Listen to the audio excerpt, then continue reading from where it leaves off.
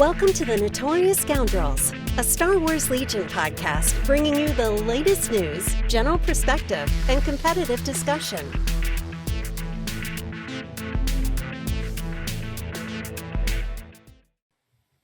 Hello and welcome back to the Notorious Scoundrels podcast. I'm Kyle. I'm here with Mike and David and Zach. We actually don't have that much to talk about this week, so we're going to talk more about IKEA furniture. Congratulations, it's over. The end. I'm not gonna lie, for a second there, Kyle, I thought you forgot your own name, which happens a lot more often than you think. I think at least once a day. Hello and welcome back to Notorious Scoundrels. I'm Kyle. Hercules Rockefeller. Blast hard cheese. Split chest hair. Yes. Punch rock groin. Punch rock groin. Yeah, there you go. The many names of David Ryder, for those that are curious of those references. And Hercules Rockefeller is, of course, The Simpsons. So, anyway, yeah, we do have a lot to talk about. There were two really big news items last week. One expected, one not expected. So, we are going to talk about the RRG 2.0, which includes the points updates and the errata and all the other fun stuff that comes with it, which is really exciting because there was a lot of changes in there. I wrote an article on it summarizing the changes. If you want to go check it out, it's on thefifthtrooper.com/blog. Please go do that. And the other thing that we're going to talk about, which we're going to start with, is Atomic Mass Games. So Asmodee announced basically that 3 Star Wars properties. Whoa. Before we get into the fun stuff, let's talk about the actual news. Oh yeah, I'm sorry. Housekeeping. I'm glad you're here. I almost plowed straight past it. I know. Let's make sure we get the timing in for the drop and everything too, Kyle. Yeah. All right. So let's hit some housekeeping first. Housekeeping. All right, Mike. What do you got? All right, so for all of you that are listening, you may or may not know, but we are having a Black Friday sale at thefifthtrooper.com/shop. We got a ton of sweet deals. We've got free shipping for U.S. customers. Sorry, international, but it costs us a lot on $50 orders or more. All games minus Games Workshop products are 20% off. All 3D files are 25% off. Almost all of our game accessories are 15% off, except a couple new things that we threw on the store.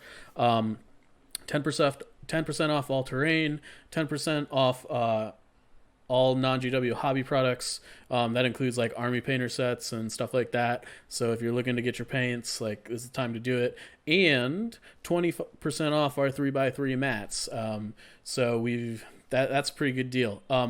In addition, we have we got pre-orders up for all of our order tokens for Scoundrels and Fifth Trooper, and they are going to be $5 off their normal price, which is about 20% off, give or take a little bit. So those will probably be in sometime in January.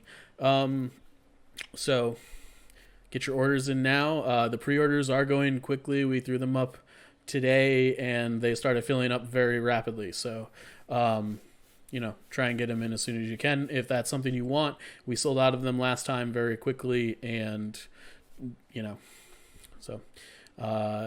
that's our Black Friday sale. It'll be, I think we're gonna roll it through next Monday, just to give people time to figure out what they want to do. So that's what we're doing. Those are the order tokens are the ceramic poker chip style. Yeah, they're awesome. They're really nice. They're super nice. If all my stuff wasn't in boxes, I'd show you them, but yeah, mine are in the garage. But yeah, I need to prime them. That's why they're in the garage. I have a ton of stuff to paint. I had them in my bedroom for the longest time on my desk, and now I don't. So Rip. All right, product placement not there for us today. You can see them on the website, of course. There are pictures of them there. But yeah. So, any other housekeeping there, Mike? As always, if you want to support us by not buying stuff from us, you can always check out our Patreon. and support us there. We're also Evan has been doing live streams on the Fifth Trooper Twitch, so check that out. That's not on the YouTube, that's on our Twitch. We do have a Twitch channel, so we've been doing more stuff there. I think that's about it, though. Awesome. All right, so let's talk about Atomic Mass Games. So it was announced that Armada, X-Wing, and Legion would all be moving from Fantasy Flight over to Atomic Mass Games, which is another company owned by Asmodee, which is the parent company that owns Fantasy Flight. So MCP is the game that Atomic Mass basically was created to run. And correct me if I don't know a ton about MCP, so if any of you guys know more about this, correct me if I'm wrong, but they basically, at least for the moment, only do Marvel Crisis Protocol. Is that accurate? That is 100% accurate. That is the only game that at least we are aware of that they design and produce. It's possible, like any other company, they've got things in the tank that they haven't shown us yet. But that is what they work on, to our knowledge. Okay, and that, of course, is another miniatures game. So the business reason given for this was essentially specialization, right? Let Fantasy Flight do the board games and such, which of course they've always done, and then consolidate all the miniatures games under Atomic Mass. Notably not moving Star Wars Destiny and Imperial Assault. Well, it's worth noting that Destiny's not a miniatures game. Not an actual product anymore. Okay, it's been canceled. It's like straight up canceled. All right, yeah, so that would be why it's Imperial not Assault is considered a board game, I believe. It is considered a board game. It also hasn't received a new product in like at least a year, I think. Yeah. Almost. It's over 2.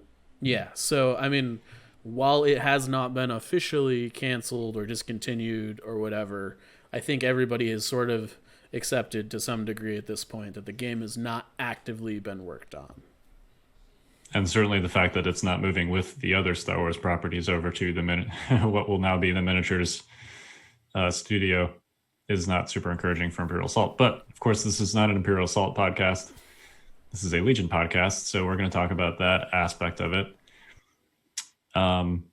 It's hard to talk about this subject without also acknowledging basically some of the personnel changes. Our thoughts certainly go out to everybody at Fantasy Flight that was impacted by this. There were some people that lost their jobs, including, he posted it on his Facebook page, but including Alex Davey, the creator of the game. So, certainly our thoughts go out to all those individuals at Fantasy Flight that were impacted. We as a community certainly appreciate all that, you guys have done for the game, for the community. The passion of the team there that worked on Legion was very apparent in, all of their public interactions. So thank you guys for all that. And hopefully, obviously a very talented bunch. So I'm sure all of them will land safely somewhere. It's not, other than Alex, it's not super clear. It's not like Asmodee has announced specifically who they're keeping and who they're not. So we're not going to speculate on that on this show. It's not super appropriate to talk about people's personal lives in that way, in such a speculative fashion. So we're not going to, but certainly our thoughts are with all those people. And it seemed kind of abrupt. Obviously, the community was very surprised. Kind of abrupt is like, it was pretty abrupt. Let's put it this way: there are a lot of open questions about what is going to happen to the game. It seems like, miniatures take a long time to develop, so I think it's safe to say that we're going to see at least several months worth of stuff that was developed under FFG still released, because I'm sure all that stuff has been printed already. But, who knows when we're going to start seeing Atomic Mass design stuff. They are obviously a successful studio. they run Crisis Protocol, which I understand is a pretty solid game. But there's a lot of open questions. It's unclear what's going to happen to organized play. That's probably the biggest question mark. And there actually have been two like public statements about this, neither of which have been super helpful. It's kind of a lot of like just corporate business reassuring speak, but no details. So, I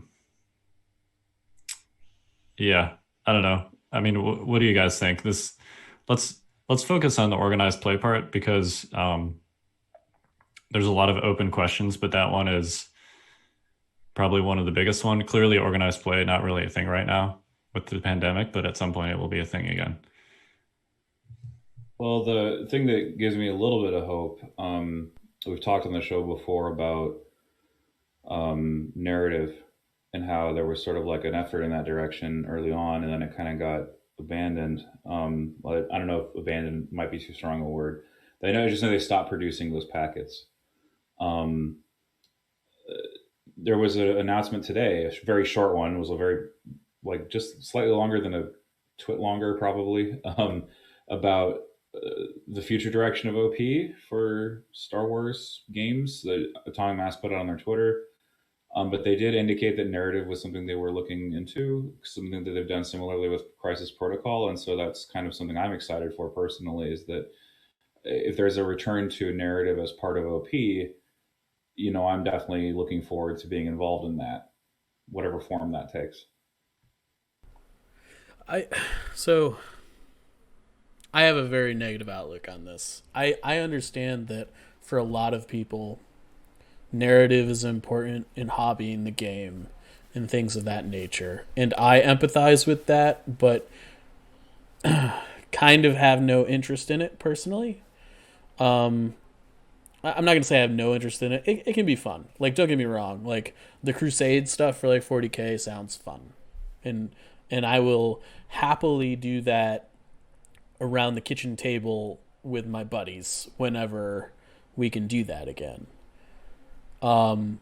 When someone says organized play to me, it means that we are having a tournament. And I understand that in this context, they mean just like stuff that happens at a store where we get a bunch of people together and it is a community, and I think that that's fine.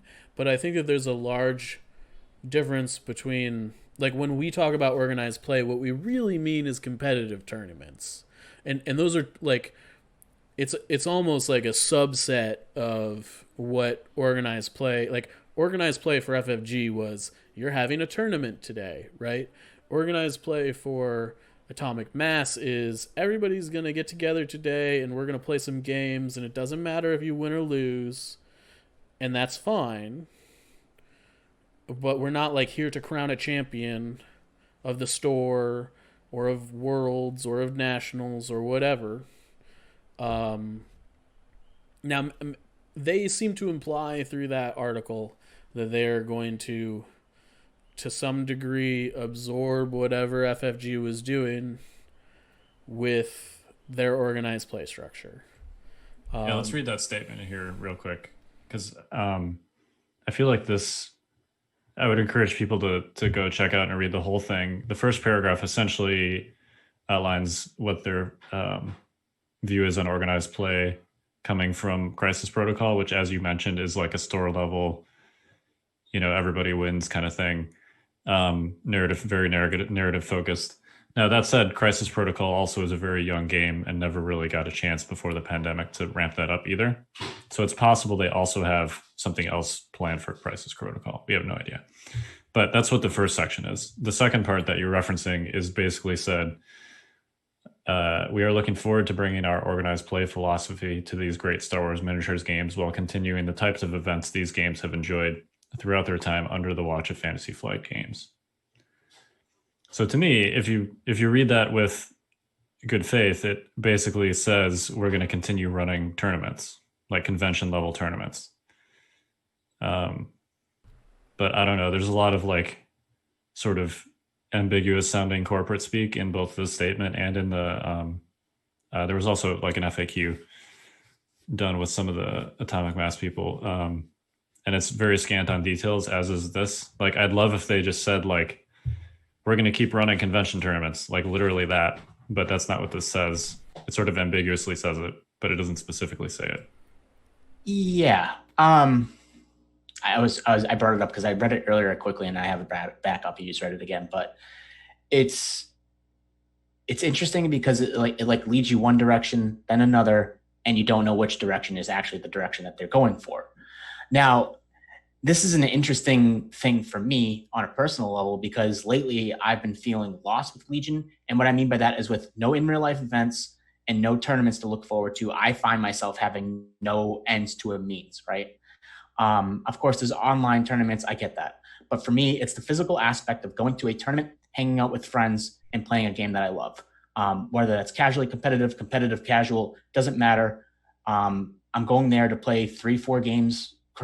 Somebody wins. That's how it goes. So if you play a game and you need an ends to a means, this statement, while is promising, also leaves you kind of lacking because you don't know what that ends to the means will be. Obviously, there's a lot going on in the world, and this could be said for anything, whether they put out a statement or not. We have no ends to a means in a physical real life tournament as it is now anyways. So it's something that I think we're just going to have patience with, as is the entire situation as a whole is something that we need to have patience with. Like the way I've been approaching is this. I haven't played a game in like a month, we're going to call it. I'm okay with that. I can still talk Legion. I can still theorize Legion. I enjoy the podcast. Like this is like one of my favorite nights of the week because it's fun to talk about Legion. I don't have to physically play the game. I at this moment on TTS or in real life, I can still pick it up tomorrow and be fine, or at least I feel like it could be fine. It's just like riding a bicycle at this point. So if you're in a position like me, it's okay. Just be patient and it'll all pan itself out. Whether that's 3-6 months down the road, 12 months down the road, we'll have a direction at some point. It's just right now, this is what we have. I don't think the sky is falling. It's just we need to kind of take a deep breath, and more information will come when it comes, is how I'm approaching the situation. And I think it's possible, too. They don't even know exactly what.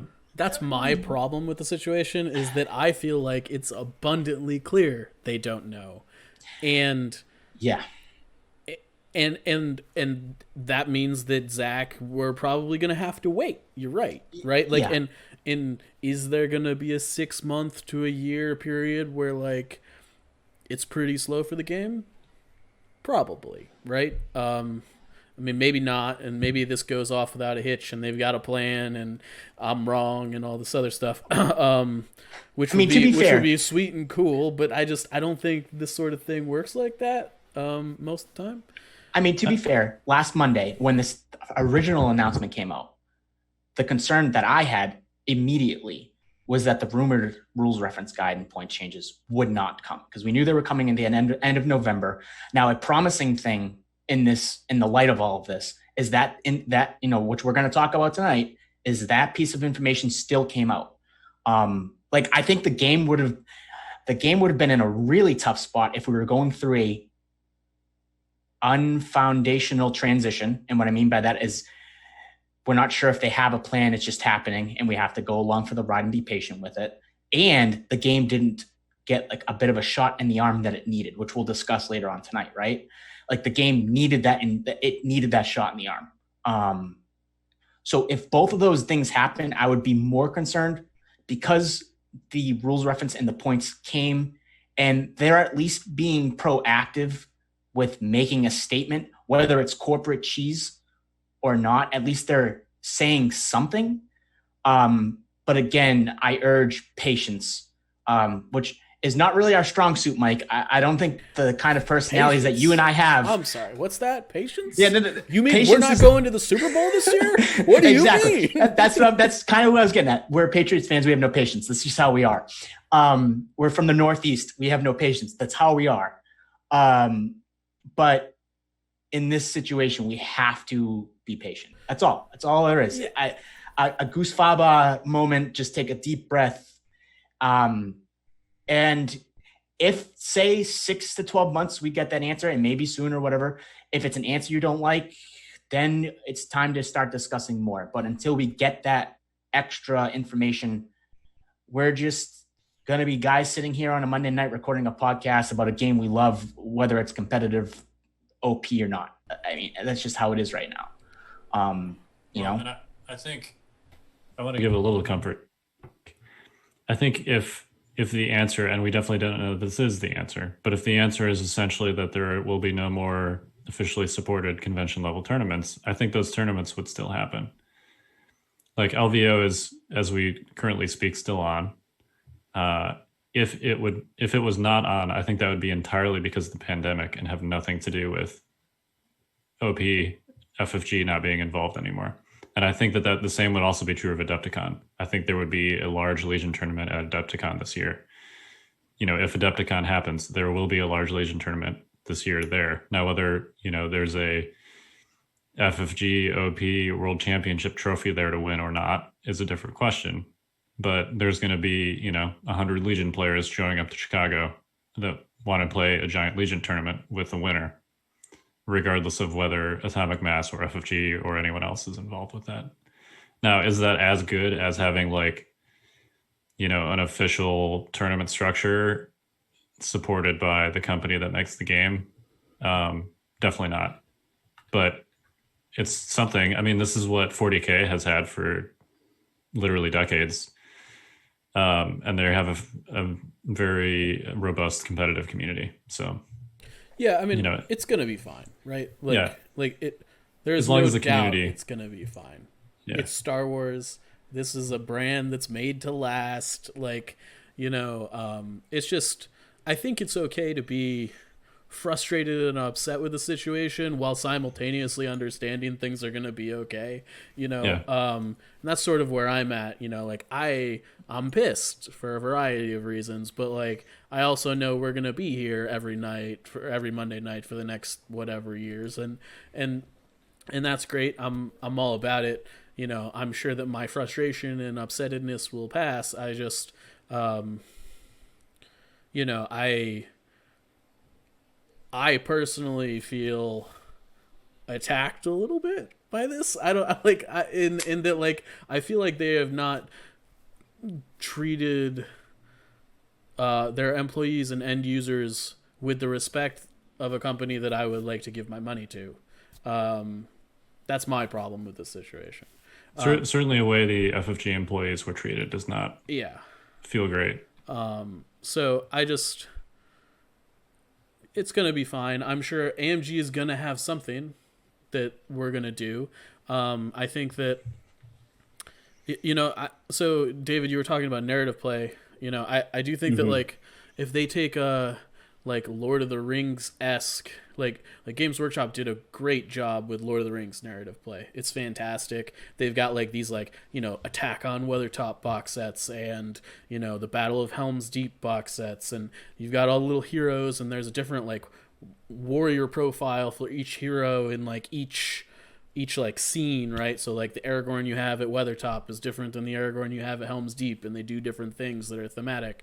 And I think that, like, this game is to some degree, like, missing a lot of stuff like that, right? Like the two Lukes we have and the two Vaders we have are sort of like that, but they're not really like, this is the return of the, I mean, it's the return of the Jedi Luke, but like you don't really, there's nothing narratively telling you that, right?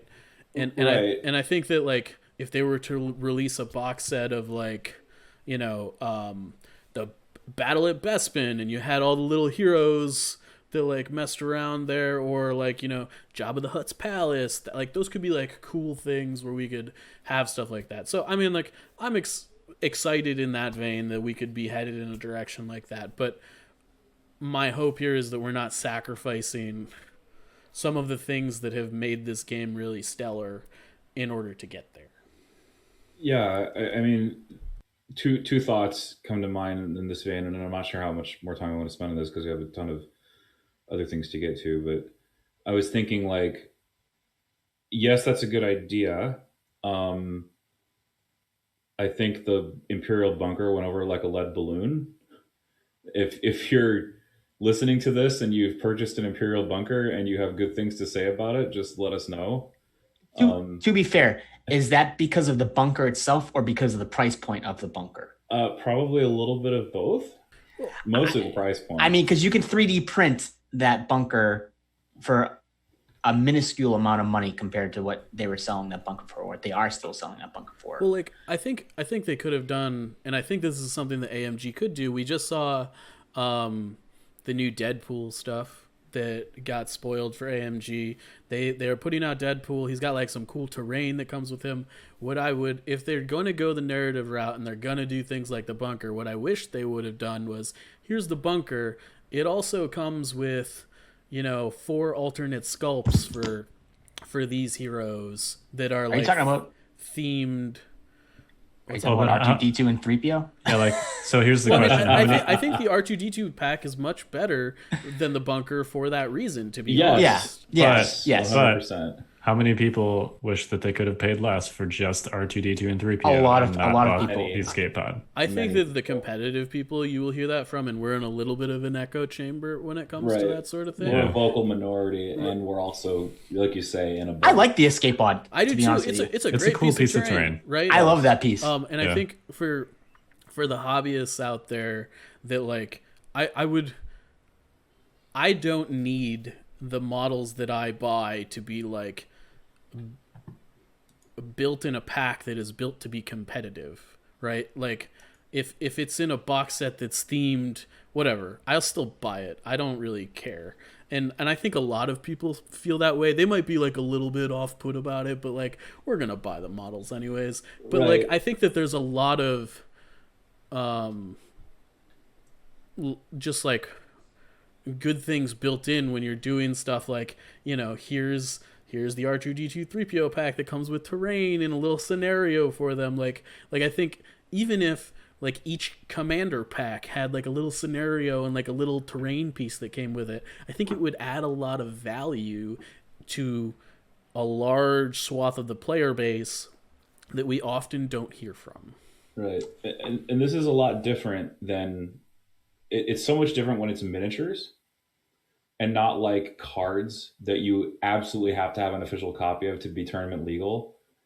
Those of you who are listening to me are probably thinking of the X-Wing epic ships with like, I need to buy this $100 Raider. Well, if you paid the full retail price, I don't know what to say, but I need to buy this $100 Raider to get Emperor Palpatine was like a thing because Palpatine aces were the list for a long time. So, I don't want to go to that extreme, obviously. And I think their FFGs, walked away from that. Basically, that they've acknowledged that was a bad idea. But I agree with you in principle. I think that I can stomach getting some extra things if that's what it takes. Yeah, I mean, I do think that narrative play overall for a miniatures war game, specifically a miniatures war game that is like based on a narrative. I mean, yes. like to some degree, like 40K is not based on a narrative. It's just a war game that has a narrative that's been built around it to support it, right? Whereas we're really Star Wars and Lord of the Rings is going the other way, right? The narrative's already there. The narrative is something that we've built upon rather than, is built over. And so, which is to say that I think that direction is good. I just don't want it to come at the expense of the other things that we've built. Yeah, I mean, I'm not gonna lie. There's a lot of things that I expected to have go through my mind during this episode, but one of them that I was unprepared for was that I wish my Hoth Luke now came with like a Wampa or a shield generator, Mike. So thanks for that. It feels lacking now. Well, and I mean, that would be cool. Right? Like, and yeah, no, totally. Now you got me thinking that's like a great idea. Throw in a shield generator or a Wampa, and now my now I would hope that it wouldn't be an exclusive, mind you. But now the Hoth Luke not only is an alternate sculpt, but it brings something else to your table, right? Mm-hmm. Like a Wampa would just be cool hanging out on some snow table, just walking around. I mean, whether you use it for cover or not, whatever. But like I like seeing like an example is I've seen Jetta tables with like the people congregating are like around the table. And like, that's cool because that's what it feels like. Star Wars is supposed to have like those civilian alien type, humanoid types hanging around because life is still going on while this war is happening. So yeah, to emphasize a more brighter thing is that maybe the narrative play gets upticked in a different way than before. I mean, that would be awesome because I feel like that's. Sorry, go ahead, David. No, I was. It's a little less on topic than what you were probably going to say. Yeah, I was just going to I think that's a missing area. It'd be great if that got filled in. But yeah, hopefully not at the expense of the competitive play. I do think there's a little bit of a misconception about like what percentage of the community is competitive and how much that drives sales. I mean, there's a reason that phase 2s and arcs were out of stock in less than a week and Bark speeders never went out of stock. Yeah, I mean, clearly, so I think like that specific comparison maybe isn't fair because Barks are in the core set, right? Right. Yeah. But T47. Right. Like there are certainly units that are more viable and the competitive players are going to buy those up and people are going to understand that. I don't know. I mean, B2s were sold out because they're freaking B2s, man. Like they're just cool. And they're awesome, but also potentially great.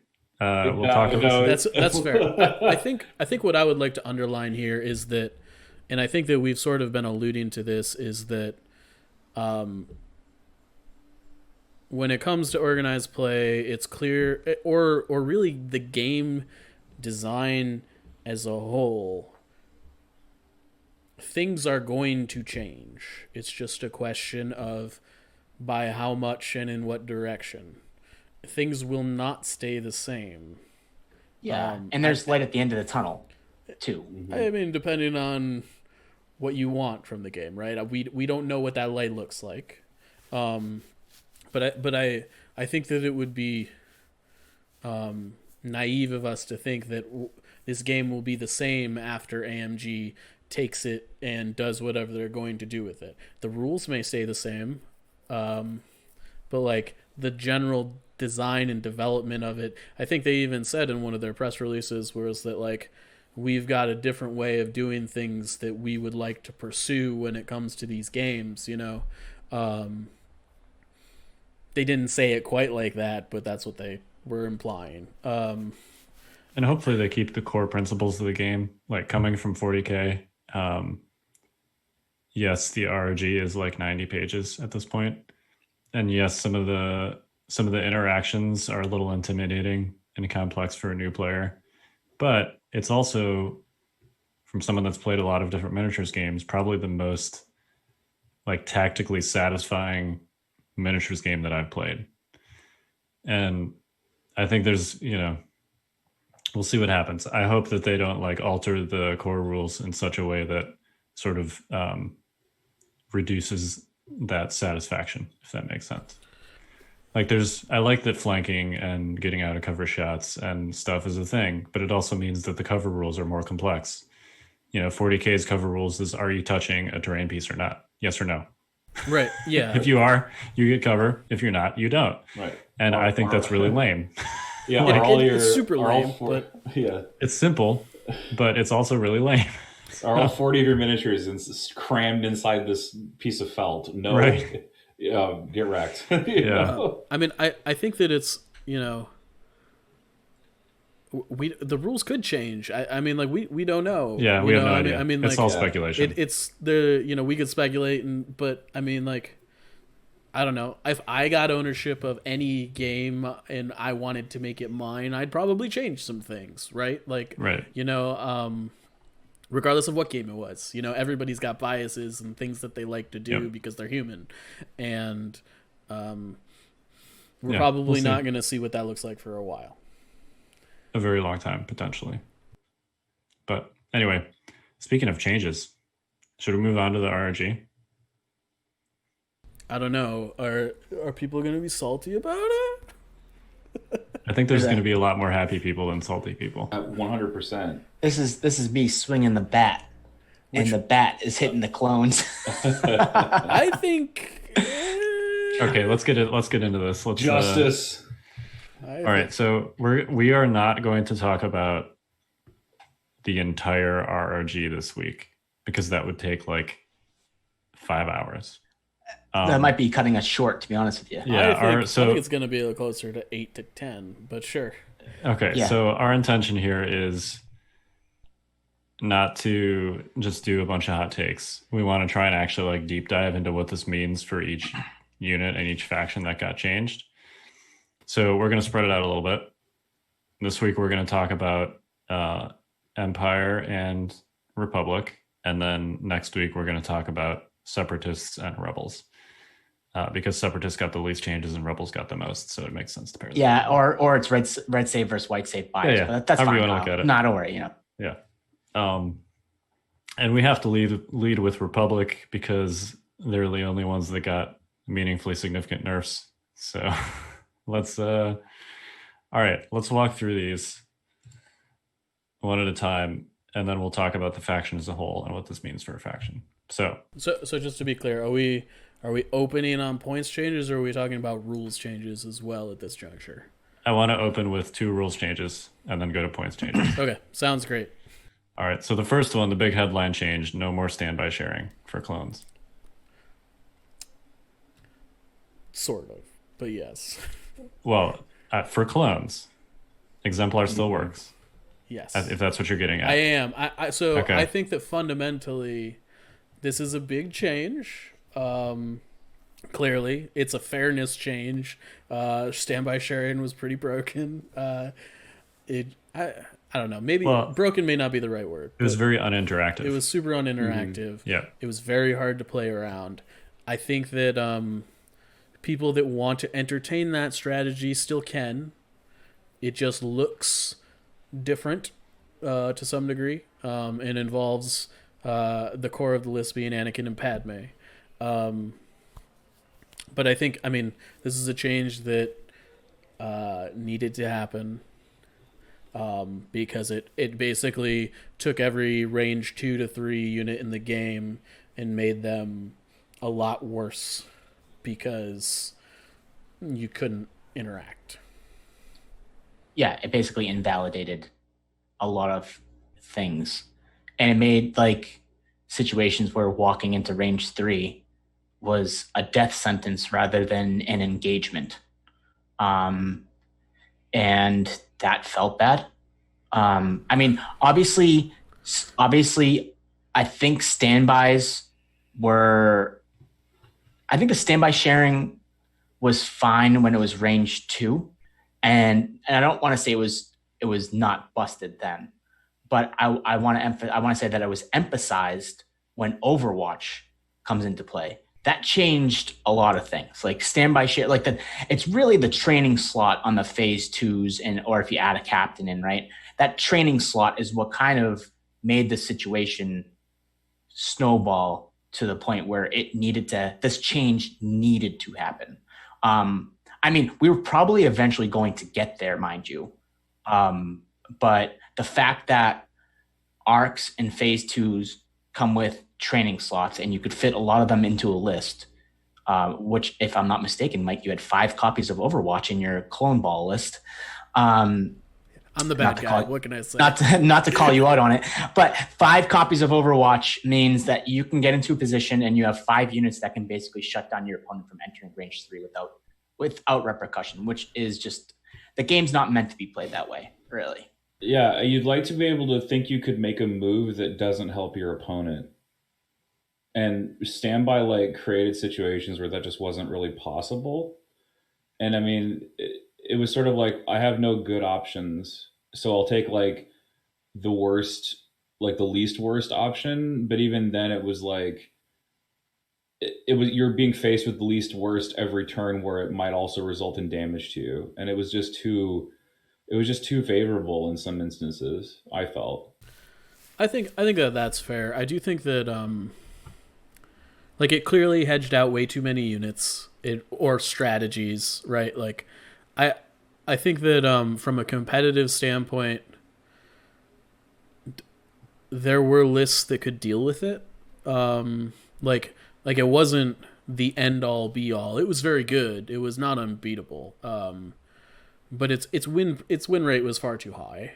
I do think that once we get through some of the points changes, I don't think this change directly results in a loss of competitiveness. I can't say words today. Clones are still going to be very good. I think for the most part, you're just trading Overwatch for offensive push on all of these units. And and I don't think the loss is that big. This feels a lot like the comms relay change for shore mortars, and also the Tauntaun withdrawal change, where it might be like a minor nerf to a specific way to use those units, but like you still saw 2 to 3 shores and 3 Tauntauns in a vast majority of Empire and Rebel lists after those changes. Like they were still extremely competitive units, and they were essentially play experience changes, right? Like those were mechanics certainly that were effective, but also felt, on the other side of the table, like, wait, this, you can do what now? I'm sorry. Like, can you explain that to me again? And when you have to like spend 5 minutes explaining to someone how they're getting their butt kicked, and then they don't feel like they have great choices afterwards, it's just not a good, like balance considerations aside, it's just not good for the game. So in a similar fashion, right, with standby sharing, as the clone player, you put your standby token down and then you're watching your opponent's like ears start smoking as they're trying to figure out like what the right response is. It's a great feeling, let me tell you. Yeah. I mean, yeah, okay, maybe if you're a sociopath, but sure. Well, I was gonna say, in that vein, there was definitely games that I literally felt bad putting a standby token on the table. Right. Like I would physically feel bad because I know that I'm creating a negative, not a negative, I shouldn't say negative play experience, but I mean, it's basically what it felt like, right?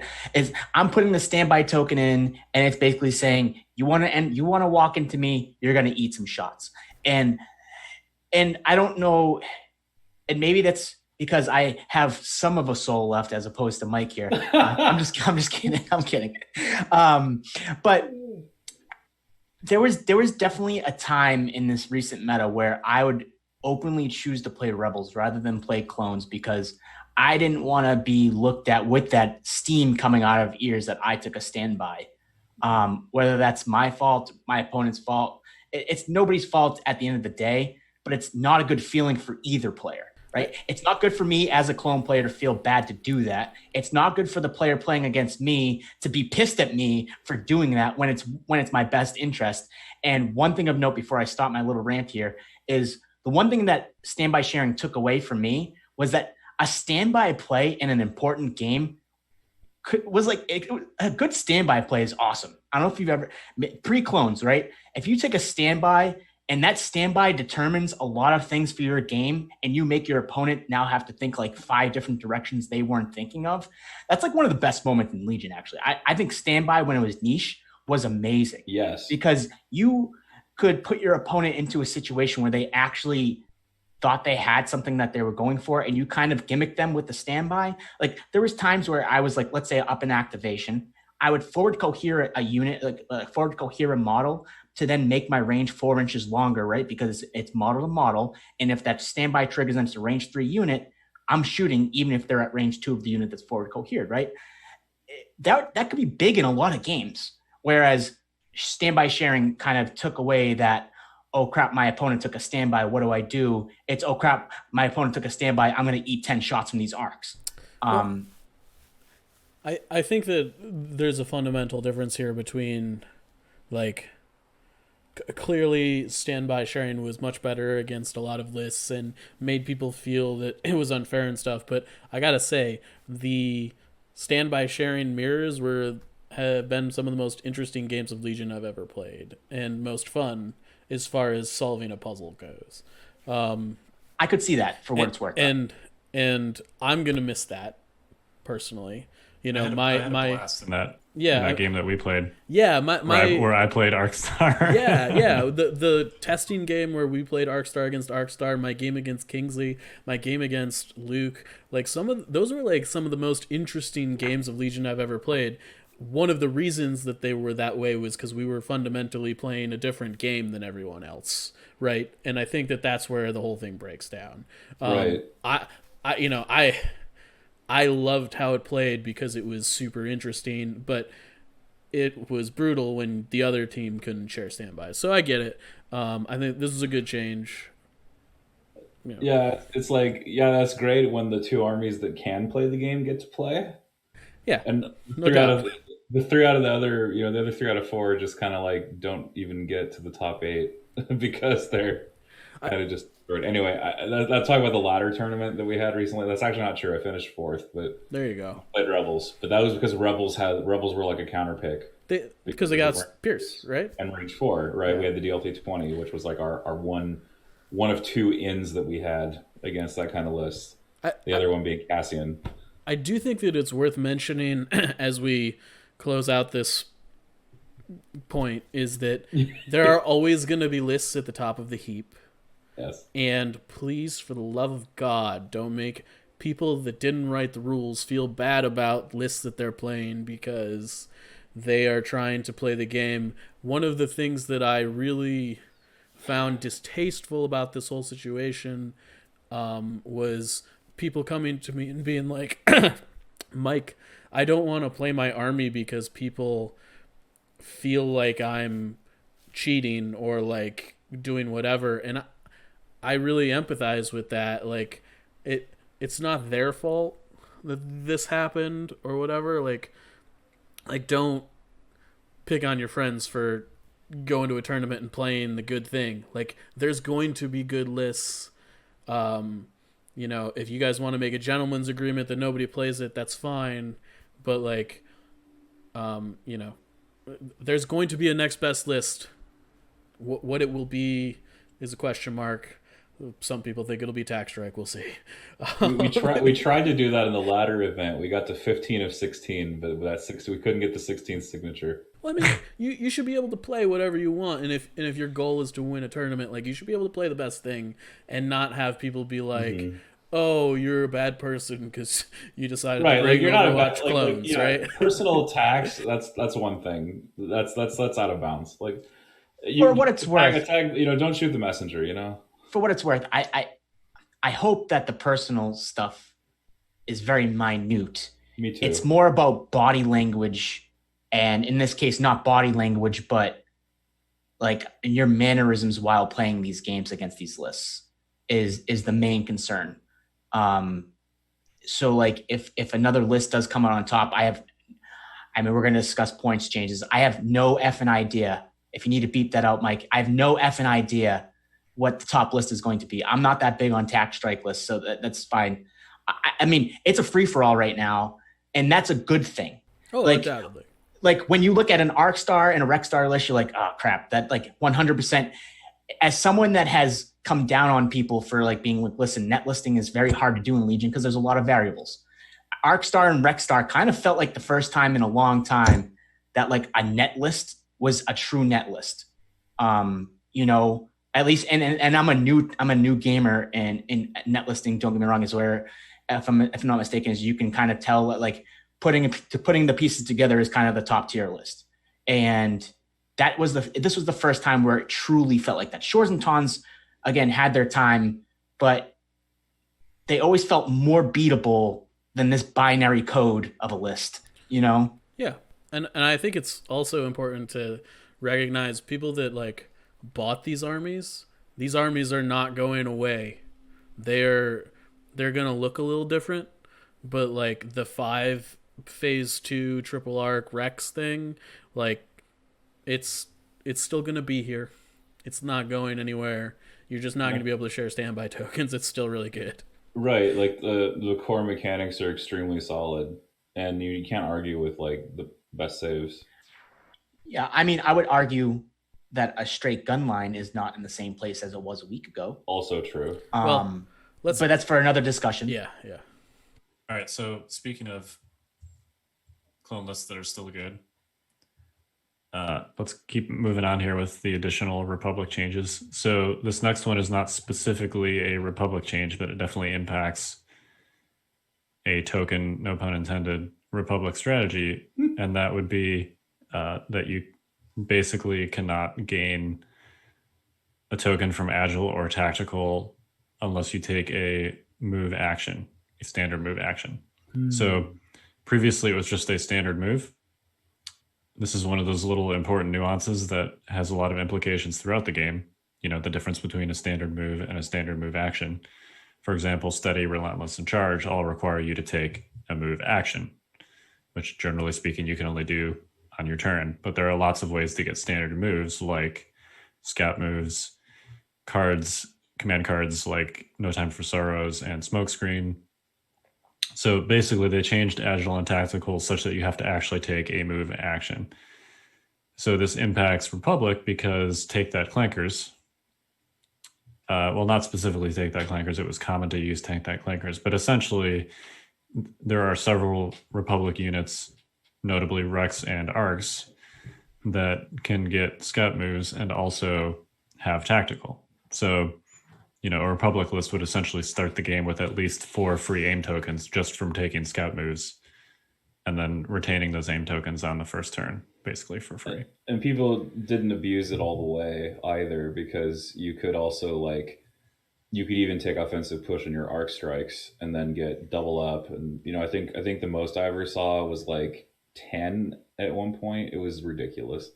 Yeah. So it needed to go. I mean, I was gonna say, pew! You hear that noise? That is the stray bullet that Cassian crack shot just took. I know, and I'm okay with this. That's OP too, because forcing 4 crits at the start of the game is also OP. I know. It's just funny to think.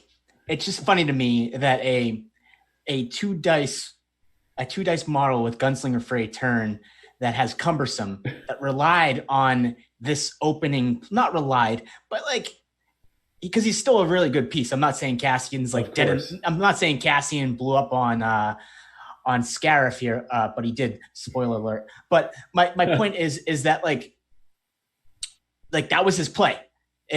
Recon, infiltrate, recon, OP, get the aim tokens, crack shot, set up the board state where you have an opening shot.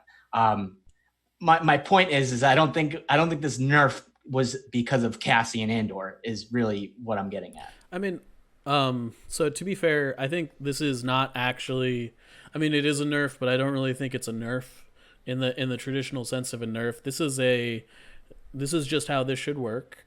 And frankly, the problem that this, I don't think it really solves the problem, frankly. Take That Clankers is still really good, and I think that generally if you were playing it on turn 1, it wasn't getting the best use out of it generally unless your opponent like misdeployed.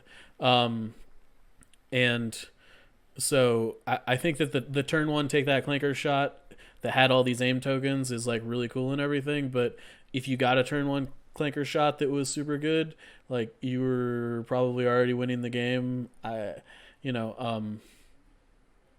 So, and not to mention Clankers is more effective at the end of the turn anyways when you have not 4 aim tokens but 20. 20 is a little bit of an exaggeration, but you understand my 12. Yeah, 12 is not uncommon, right? Like I know. and I think that when I say that this isn't a nerf, I think what it means is instead of I'm gonna have a dead aim token pile of 46 aim tokens at the end of the game instead of 50. Like, okay, right? So,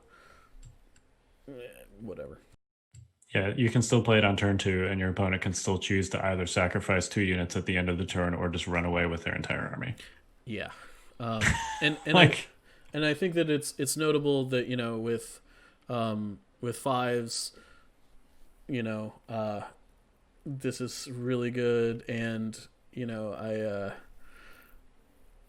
there's some other things in this RRG that if these abilities are on certain units, it could also be very good. So I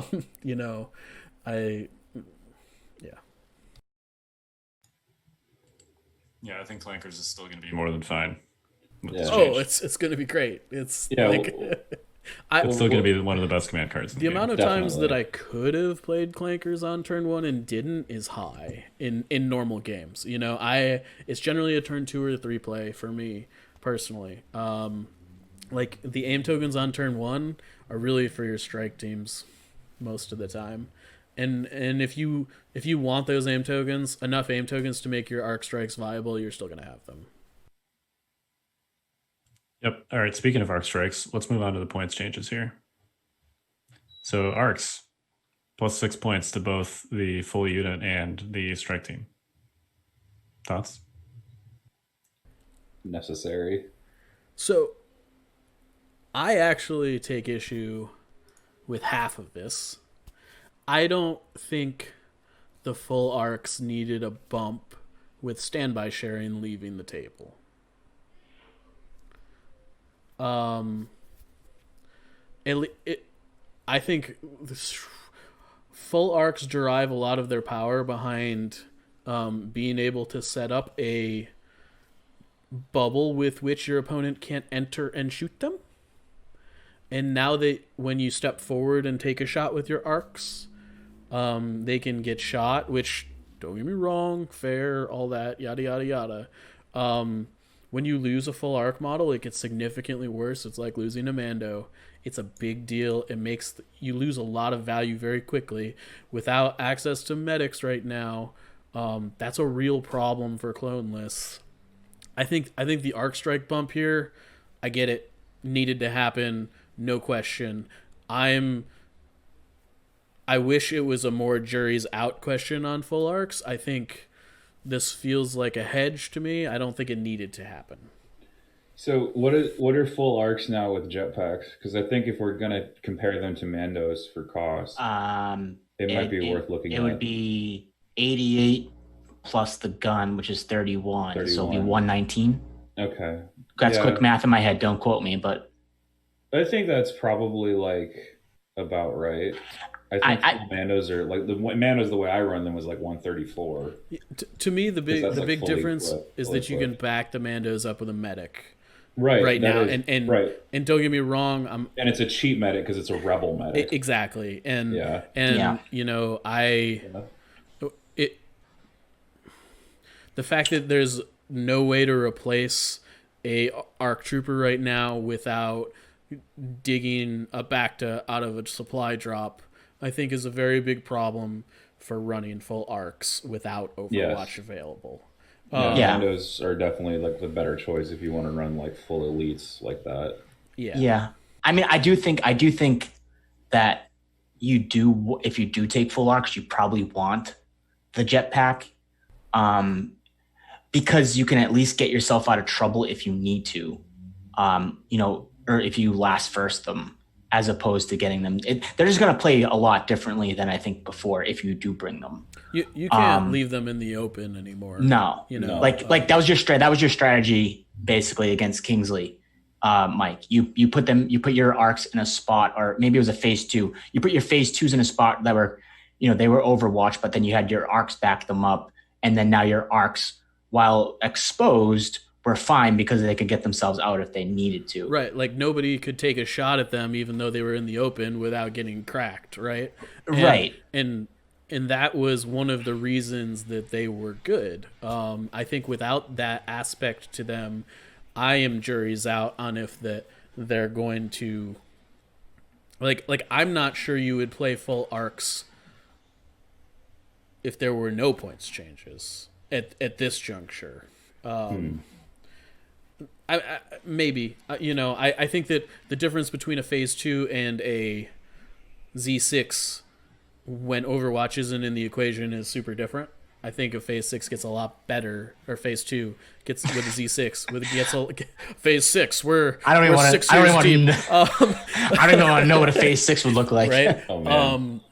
And I think that I don't know. I think it's tough to justify taking in Legion generally a multi-model unit that costs more than 100 points that loses a lot of value when it takes 1 or 2 wounds, right? One of the reasons that multi-wound models that cost a lot are anywhere near takeable is that you can shoot them and they don't lose any value until they're physically removed from the board, right? Like a Luke on 5 wounds is just as valuable as a Luke on 6 wounds, and you know, he can do just as much damage. There's a conversation about like potential for like putting him in risky situations and stuff like that. But if you need him to do something, he can do it. The difference between a 3 model arc unit and a 5 model arc unit is that your arc unit is not very good anymore.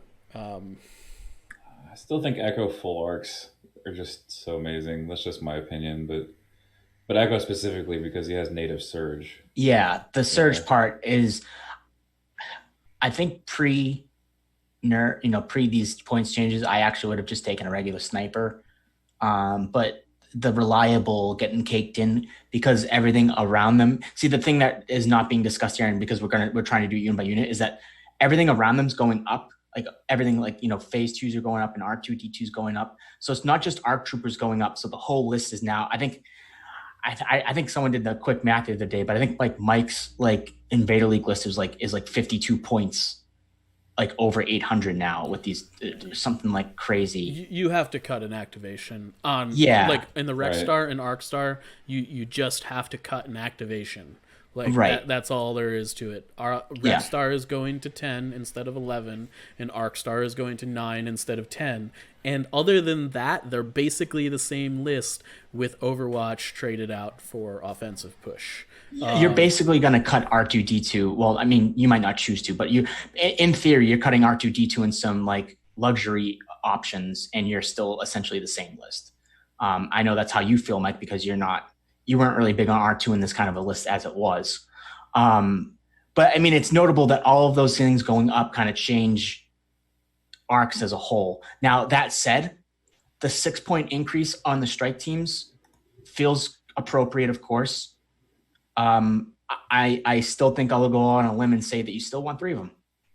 Oh, no, I mean, no doubt. I think even at their higher price point, they offer too much to leave at home. They do 2 hits through cover with Pierce 1 on most turns to anything in the game. Including to armor. What was that? Including to armor. Including to armor, yeah. Your mic's a little soft, sorry, Kyle. But yeah, I mean, if you bought 3 arc boxes, still don't feel bad about it. Like, you're gonna still get the value out of them. Yeah, you just gotta find 18 points somewhere else, but you're still taking 3 arcs. Should we hit phase 2s here? Because that's the other thing that phase 2's got a 2-point increase. Base unit. Yeah, this is on its face, this feels negligible. 2 points to a unit. What's that going to do? I think grand scheme of things, though, with everything getting more expensive, this turns into a much bigger deal than it looks like if you kind of take it in a vacuum. All like you were saying, Zach, like basically Republic lists that were running all phase 2s and arcs got like 50 points more expensive. And I think that this is structurally, this builds in like another 10 points into that bubble for, lists that were taking somewhere between 3 and 5, which was basically all of the competitive ones, right? Right. This seems like an effort to make, and in addition to the phase 1, the small phase 1 adjustment and the bark adjustment, I think the issue was there just didn't appear. It appeared that phase 2 Z6s were benchmarking the faction too much, right? Literally everything was compared to this, because here's a core unit with occasionally the best save because it has reliable 1. It has courage 2, which makes it the same courage as a special forces unit, but it's in the core slot. And it's also throwing 10 dice. Not the greatest, but of course, when you're talking about clones, you have the aim sharing going on. So that, of course, makes them more accurate. And so I just think they were And I mean, I even still have this argument with people on the main Discord today about, do you take Padme over phase two, even post adjustment, because they benchmark the factions so hard. And so from my perspective, it's like, sure, maybe they should pay a little bit more because they seem to be like closer to a special forces unit in strength. I mean, that's just my take. I think you're very right. I think they still do benchmark the faction. We're not gonna see phase twos go away. Yep. I think that there are reasons to take phase ones now that we haven't gotten to yet. But yeah, I mean, 2 points of a bump is not enough for these to turn into a different unit. Right. It costs you an upgrade if you run 5 copies. But like, you know, I'll pay that tax for Courage 2 because Courage 2 is a hell of a drug. Well, yeah. You know, like I think the thing that gets lost in all of this is that, yes, they have a training slot. Yes, they have reliable. Yes, their Z6 does not function like a normal Z6. It's the Courage 2 part that really emphasizes it all because they tend to have both their actions most of the time. Right. They don't suffer that loss, and they can also share. And that's important, right? Because clones are looking at this like, well, what's my problem? Well, my clones are Courage 1, and I don't have good access to Inspire. So that just kind of fuels the fire even more, because now I'm going to have to take the C2 because I don't have remedies for my C1s when they get suppressed outside of recovering. Well, and I think the arc change is important because it colors why this change doesn't matter as much, in that the change to arcs and R2, which I'm assuming we're going to get to next, is so large that you have to cut an activation anyways. And so this 10 points is like, I have to cut an activation anyways, which is like 50 points. The arc changes and R2 changes only fill like 30 points of that void, and another 10 like cuts into it a little more, but it's not enough to radically alter, like, I'm not going to take phase twos. Right, you'll take one less phase 1 and still run the same number of twos. Exactly, right. This means you're running one less naked phase 1 in these meta lists that we've seen, as opposed to, you know, but the thing is, you're not doing that because of phase 2s. You're doing that because of the arc bump. The fact that it covers the phase 2 bump too is just kind of like a cake and eat it too sort of scenario. Right. I have to drop an activation anyway. It just happens that I have this much overhead to work with. Yeah, it's just the arc changes were so substantial that like you can't cut upgrades from these lists to cover it. Yeah. I do think that it's possible. And before we get to R2, let's hit the phase 1 changes real quick, because they're kind of related. And I think it's possible that instead of like 5 to 6 phase 2s in a list, maybe you see 3 to 4. Plus maybe a couple more phase 1s, some of them potentially with heavy weapons, which was not something that you did before in a competitive list. So So the next thing here is that basically all of the phase weapons got cuts from -2 to, I don't know what the largest one is. DC-15 went down from 30 to 27, I think. Okay, so basically 2 to 3 points on all the phase 1 weapons.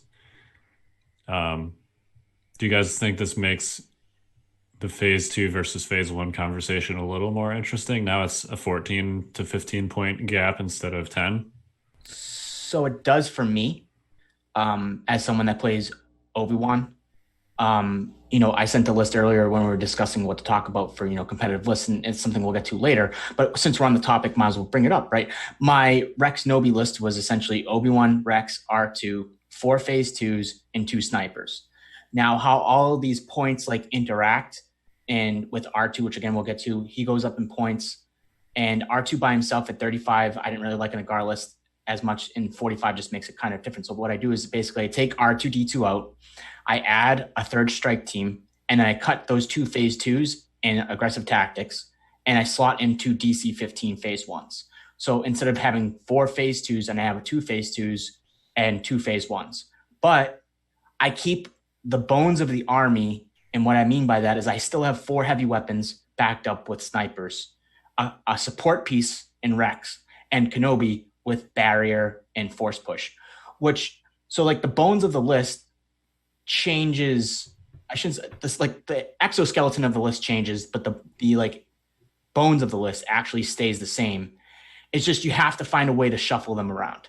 Now, for someone that's running Arcstar or Rexstar, yeah, you're probably going to still see a lot of phase 2s and maybe like a phase 1 heavy sprinkled in. But those lists will have more flexibility. I do think that the most interesting thing about the phase 1s is, do you give them a heavy weapon, which now took cuts, or do you keep them and put like portable scanners or something else that can beef up your other units around them? It depends on how you're running your army. I think it also depends on if you have a source of inspire. If you think that your unit's going to get shot, like a phase 1 unit's going to get shot often, and you think they're going to take suppression, I think that changes the math quite a bit too. Like the DC 15 at 27 is really a great spot, I think, because it's a range 4 gun with critical 1 that has aims behind it a lot of the times, and you can kind of use them to poke and prod. And if they're poking and prodding, let's say they're moving and shooting effectively at like range 5, right? And you're keeping them from being shot and taking that suppression. The phase 1 situation's not as bad, and I put bad in quotes because phase 1s are still really good. It's just, again, they're benchmarked by phase 2s. But I think the points drop is really good. I think the DP 23 being 23 points as a range 2 Pierce gun, I know it's range 2, but if you're playing like a barrier Kenobi, I really think you want to consider the DP 23 at 23. That is a cheap Pierce option on a red saving unit, in my opinion. Did the DP go down? Yeah. Wow. I think it did. So it was That's 26 before. So that took a 3-point drop too, down to 23. Yeah. So you should absolutely run a shotgun captain, 100%. I mean, it's worth noting that it's still a 70 plus unit that has to close to range 2. Well, not if you have clankers with 5s.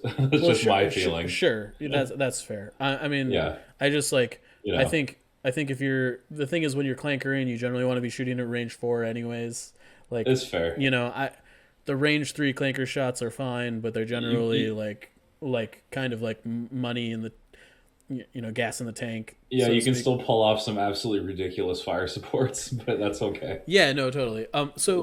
I think the phase 2, phase 1 thing is actually a little bit more complicated. I think that I want to. So first of all, I think you guys are right in that Rexstar, Arcstar probably still running phase 2s. I think that on its face, the main difference here as a mainline Republic player is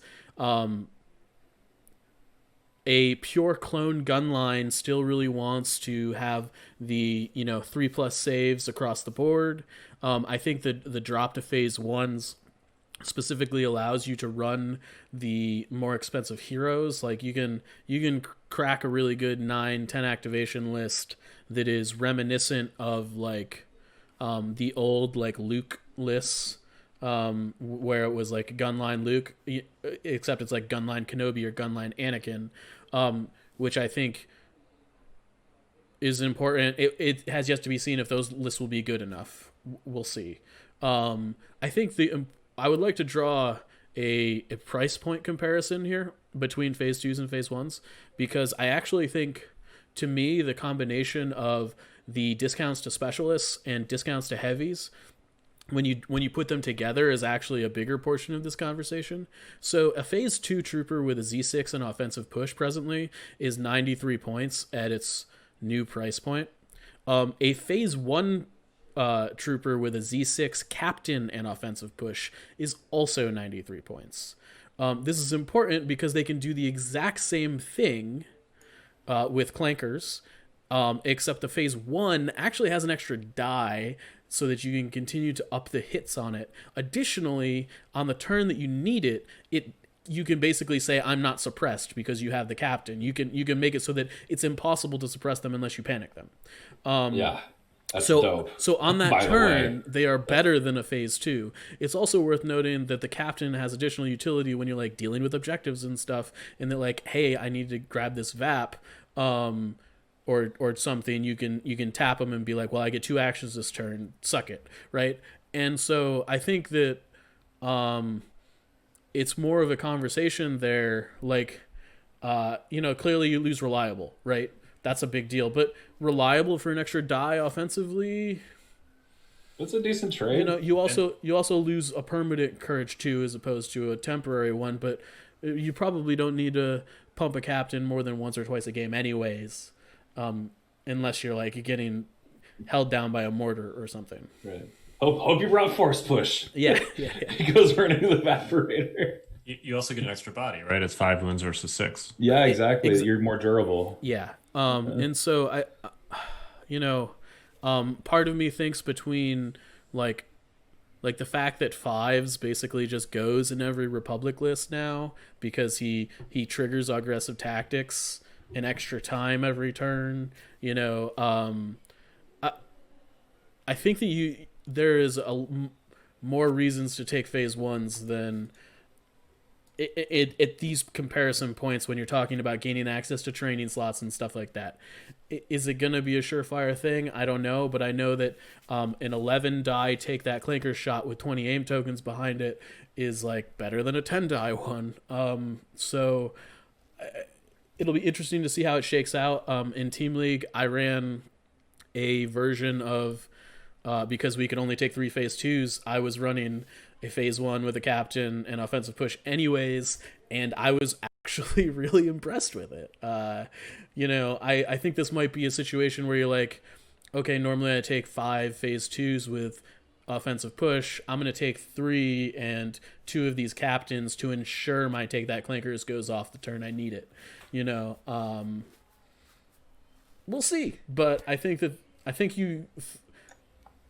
it's not going to be Republic leaving phase 1s on the shelf anymore. So go buy your specialist packs if you haven't already, because it sounds like you might need some. Oh man, just that was a good commercial. I love it. It's great. I'm stoked. There's one thing I'm pointing out before we move on here, is Kyle's always been monikered as the soulless but effective player, and what I distinguished here in that little rant and infomercial that Mike just gave us is when he brought up the 11 die take that clankers with 20 aims, it now gives me the moniker that Mike is the soulless degenerate but effective, and he has now stolen that title from Kyle, but he's also taken it to a whole nother level. And I just wanted to point that out. He's turned it from 10 up to 11. Exactly. I just love that when like there's sometimes I stop talking and you can tell by Zach's tone of voice he feels like I'm degenerate as all hell, and I love it. Hey, I love it. Hey, listen, I love when you go on these little rants. I love how disgusting some of the stuff that you just said was. It actually has. I'm like laughing so much I have tears, and that's why we mute ourselves just because it's easier to edit. But I'm over here just like dying when you say some of this stuff. It's great. I love it. Well, and you heard it here first, folks. An 11 dice shot is better than a 10 dice shot. There you go. Nothing but the hardest hitting analysis. It's super insightful. So to be fair, you guys are making fun of me. That's not always true. Yeah, I know. That's also true. All right. It's more true when they're all hits. I mean, you don't roll all hits. Well, and when the dice pool is essentially the same, too, right? Like totally. You're literally just taking the same pool and adding a black dice on top of it. So. You know what? Let's give phase 1's marksman, make it even more gross. Hell yeah! You mean they don't have sharpshipper? What? So, speaking of marksman, ISF, we do have to actually get to Empire on this show today.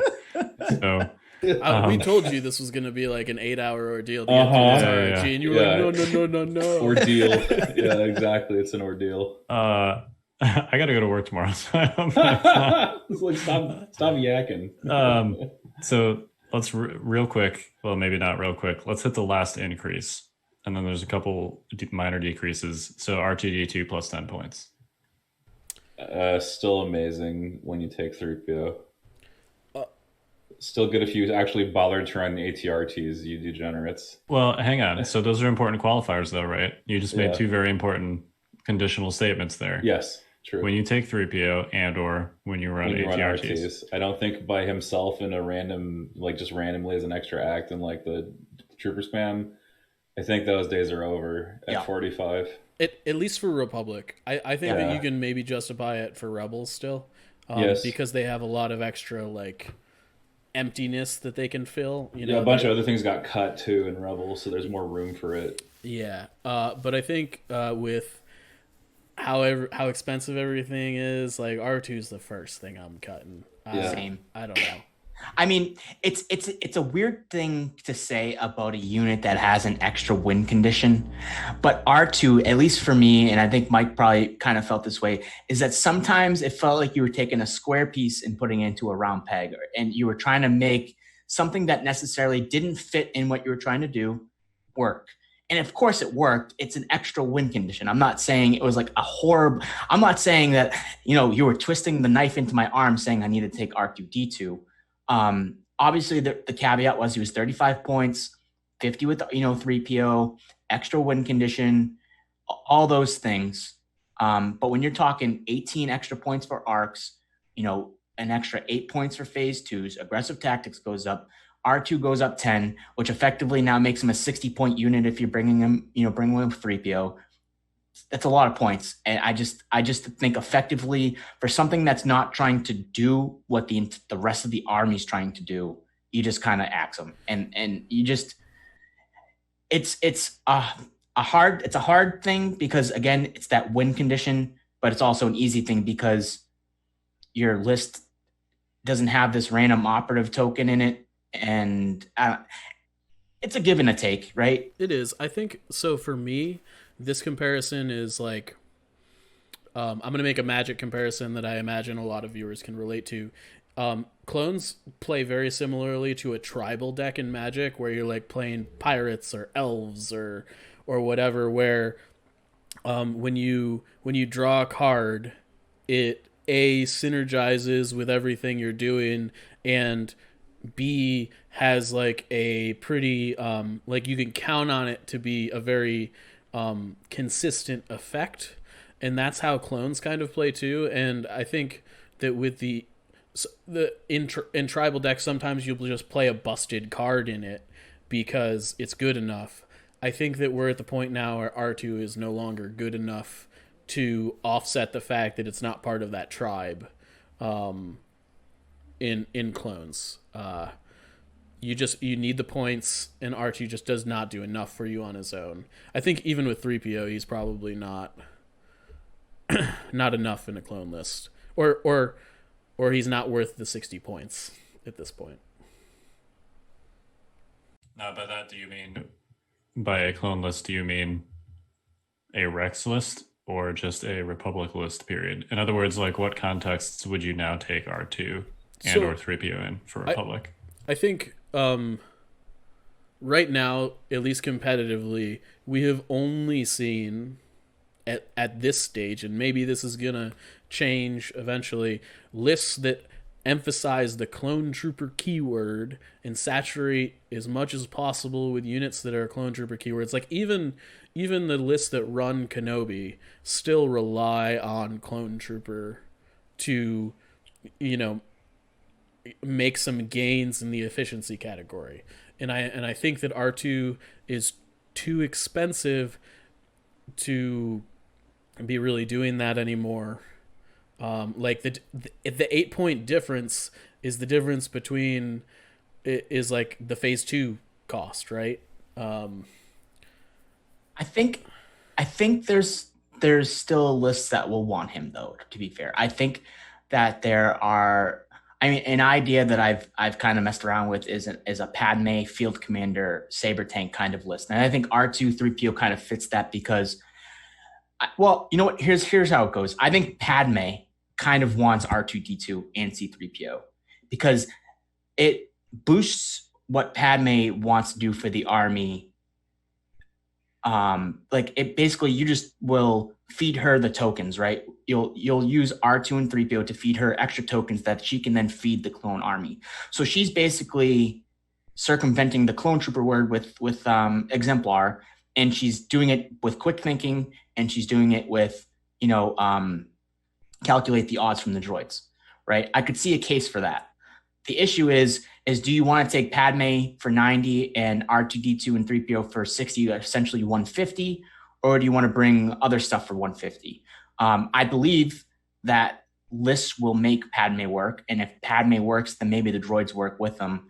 I just don't know. I do think I do think the Saber tank with Field Commander and that kind of like synergy works because R2 can also heal your Saber tanks, right? So I just don't think you'll see him in a lot of lists like you would before. Pretty much all lists, right? It was like a 95% run rate. Like way too common. Yeah, 98% we'll call it like run rate. Now it's going to drop significantly, but I do think there's places for him, and it might be alongside Padme.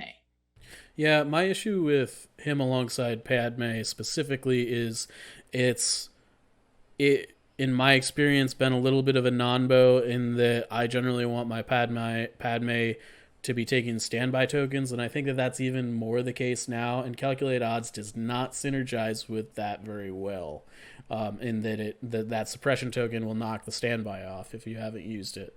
Now, clearly, if you've got good order control, you can mitigate that, but it kind of it's like a little bit of a it's like a push and a pull, because you want those face-up order tokens to trigger aggressive tactics across your army, and you don't really want to be putting them on Padme and R2. So, like, I don't know. I definitely think it's possible. I do think that the most likely place that we're going to see R2 in Republic lists right now is with a Saber tank. And I mean, like, 45 points, add 4 wounds to my super beefy Saber tank is really good. Yeah, and you don't have to take Padme in those lists, right? You could just take a Saber with Field Commander and R2 and a bunch of clones. Or 2 Sabers. R2 right? is the commander. Right, exactly, And you just take R2's cards and then the generic cards. And that's a legit list now. We'll get to the Field Commander changes probably when we talk about Separatists, because that's who I think it's most relevant for at the moment. But yeah, you can run 2 Sabers now without a commander if you want. So 2 other cuts I want to hit here. Obi-Wan Kenobi, 5 points. Zach? Thank you for my 5-point. Thank you for my 5-point force push is how I look at it, basically. Or a 5-point barrier. You know what I mean? Yeah, it clears you some room to take barrier and barrier push. I mean, it should be noted he's still 170 points, and with upgrades, he's still a lot of points, and he's in an army that costs a lot more points. Yes, today than it did a week ago. So, but I mean, hey, I'm not going to complain about it. Yeah, don't look a gift horse in the mouth. Yeah, I do think that this, like, combined with the phase 1 changes can really helps to serve to make that Luke style gun line I was talking about more of a reality. You're talking about 2 or 3 points on each phase 1 unit, and you're talking about 5 points on Kenobi. You can eke out a bunch of cool upgrades now in that list that you couldn't before, and I think that's not nothing. Yeah, it's cool. This feels like a hey, Obi-Wan, I'm sorry that you're not Rex. Here's 5 points. Yeah, and I also think that to some degree, I mean, it kind of brings him and Anakin. I still think Anakin's probably not great, but whatever.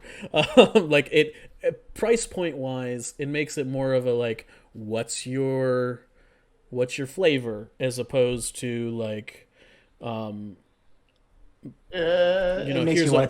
here's a 180 point force user, or here's a 161. I'm taking Obi-Wan. Yeah, I was gonna say, it makes me want times over Anakin if I have to choose between the two. It makes the decision even easier for me. Is essentially, or I go spicy and bring both. That's you can bring both. I think that it's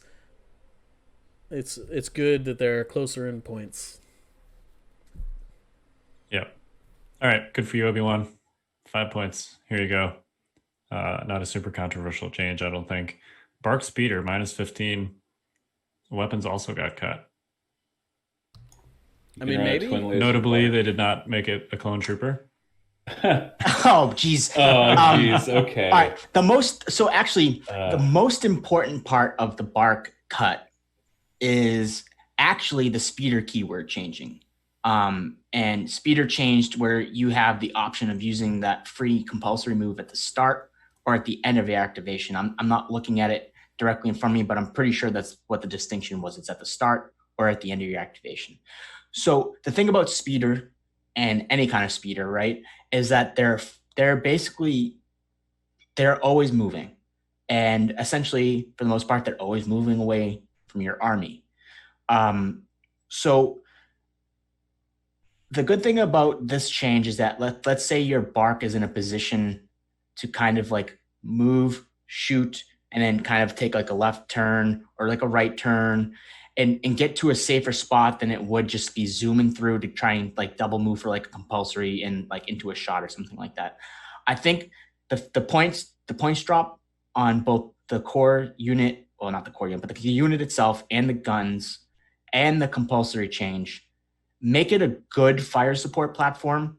I do think you're going to see them competitively way more than you did before, because way more before was there was 0 of them. So it's not for me. I will not be playing Barks still. I do think that someone out there will make Barks work, though. Like, I do think that these changes might be enough to have their place in a list.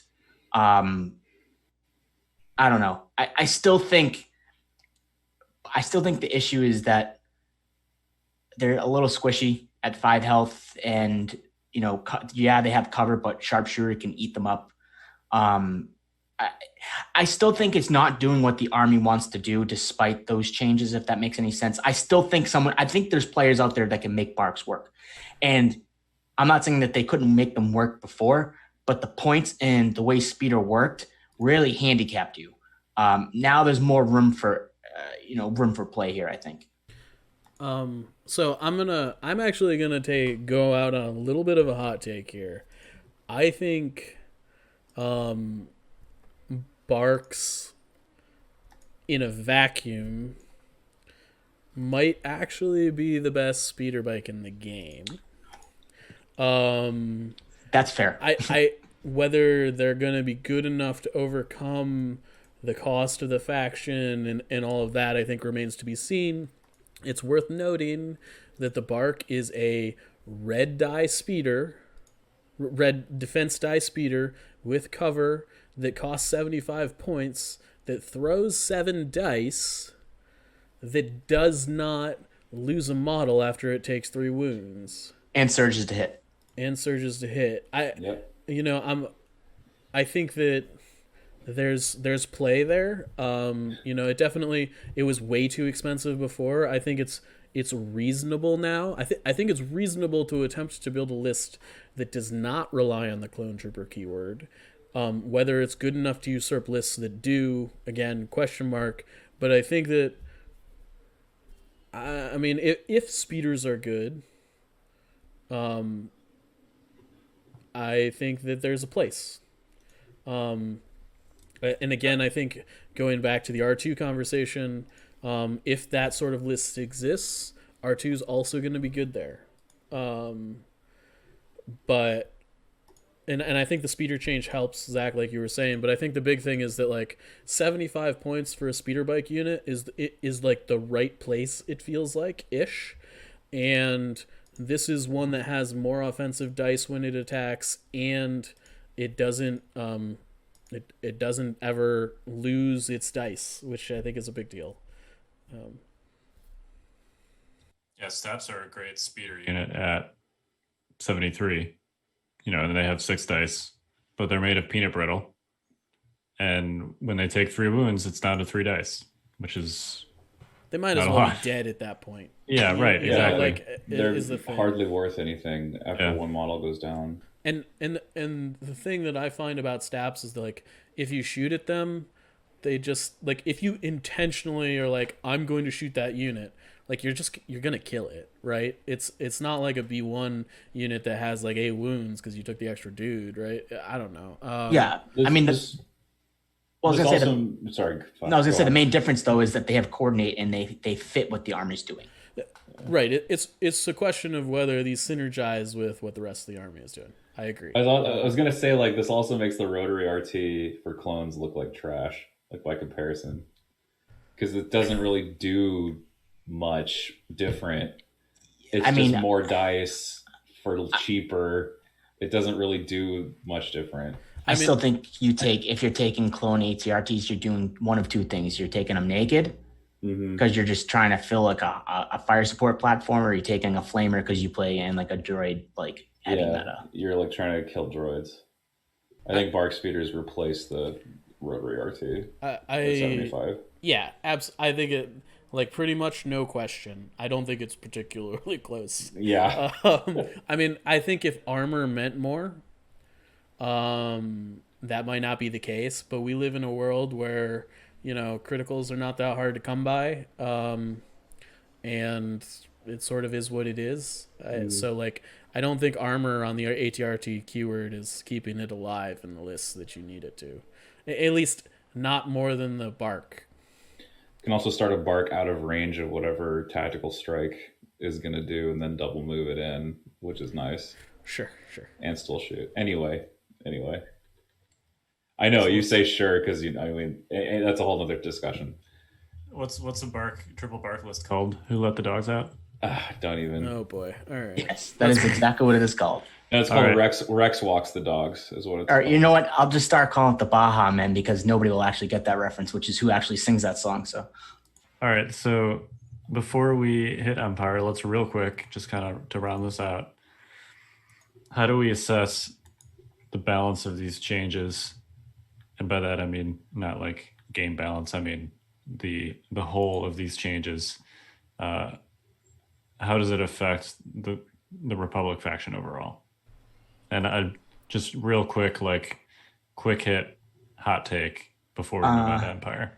They are still potentially top dog, and the only thing I could see overtaking them as top dog might be droids right now, and that's for a discussion next week. But I still think that clones are supremely viable. These nerfs hit them. I mean, I made that joke about hitting them with a bat. They got hit by a bat and they can still get up and swing. So, they're in a good spot despite the changes, I think. The biggest winners of all these changes are people who are just buying in because their core box got a lot better. Like your core box in Rex is now close to good. Yeah, I think that we're going to see a diversity within the faction at every level that is important. I don't think the competitive lists are going to look much different outside of the training slot will have a different 4-point upgrade in it for the most part. And maybe it takes a couple phase one with captains, but I don't expect the competitive scene to be anything but Rex moving forward still. I think you could see Obi-Wan barrier dodge sharing lists that you basically just can't kill be a thing. Maybe. We'll see. Take that clankers is a tough thing to leave behind. But Or bring both. I mean, that Rex's kit is just super good. He can can sort do of both. flex like a Force user due to Call Me Captain. Yeah. A little bit. He's easily the best quote unquote ranged support commander against aggressive units. Yeah, he can lineback is really the Yeah. reason that Right. he can kind of be a pseudo linebacker, which is a big deal. That's something that most gun lines are missing. All right, let's move on to the Empire. So Empire got a lot of points changes, no sort of explicit, overall rules changes like Republic got, but some of these points changes are very significant. Let's start with Mike's favorite Sith Lord, Darth Vader. Both Vaders got cut by 15 points. Yeah, so That's a lot. I mean, it is. There's a lot I want to say about Empire. It's hard to say any of it until we kind of look at it as a whole. If you told me Darth Vader got cut by 15 points and nothing else changed, I would say, great, we're still in a bad place. I don't think Darth Vader, the unit, changes a ton with a 15-point cut, specifically the commander. With that being said, I I think that along with all the rest of the changes we're going to talk about today, this is a big deal. We're probably going to see Darth Vader on the table. I specifically think Operative Vader is in a much better place. Commander Vader, maybe he's still really slow. It's hard to make up for a Speed 1 unit that has trouble engaging. So Speed 1 melee unit. yes, Speed 1 melee unit specifically. Because Palpatine is also Speed 1, but he does not have quite the same issues getting involved. It's worth noting that I could see like an attempt at like a Dark Commander Vader gunline list that has like a linebacker IRG and barrier instead of saber throw. I don't know if it would be good, just because like it's really hard to justify Vader's points cost when you're not swinging his lightsaber. It's just like if you're not meleeing things with him, it's not good. I mean, what are your thoughts on like pairing Commander Vader up with the Dewback that also took a 15-point cut? We'll see. I think the Dewbacks are in a jury's out situation that the Barks are in. I think if Dewbacks are good, it's in a Vader list. Because they have a suppression problem that did not get fixed in this rules update.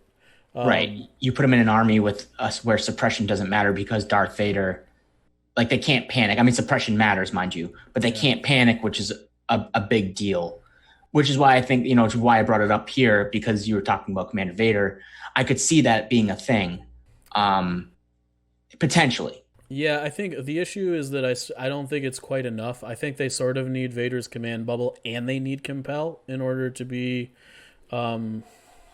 viable. Whether or not those things have gotten cheap enough alongside Dewbacks to work, again, question mark. But the courage 2 on these guys is like not great when they have to spur to get where they're going.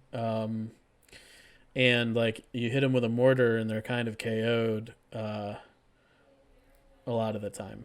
So let's talk about Dewbacks at the same time, because they did also get a 15-point cut, and then all their weapons also got a 5-point cut. So you can get a flame Dewback for 90 points. Yeah, it's real good. I think when I sort of like just to make the Bark comparison, I think these guys are sort of in the speeder bike category, and that I'm not sure that they're quite cheap enough to get there yet.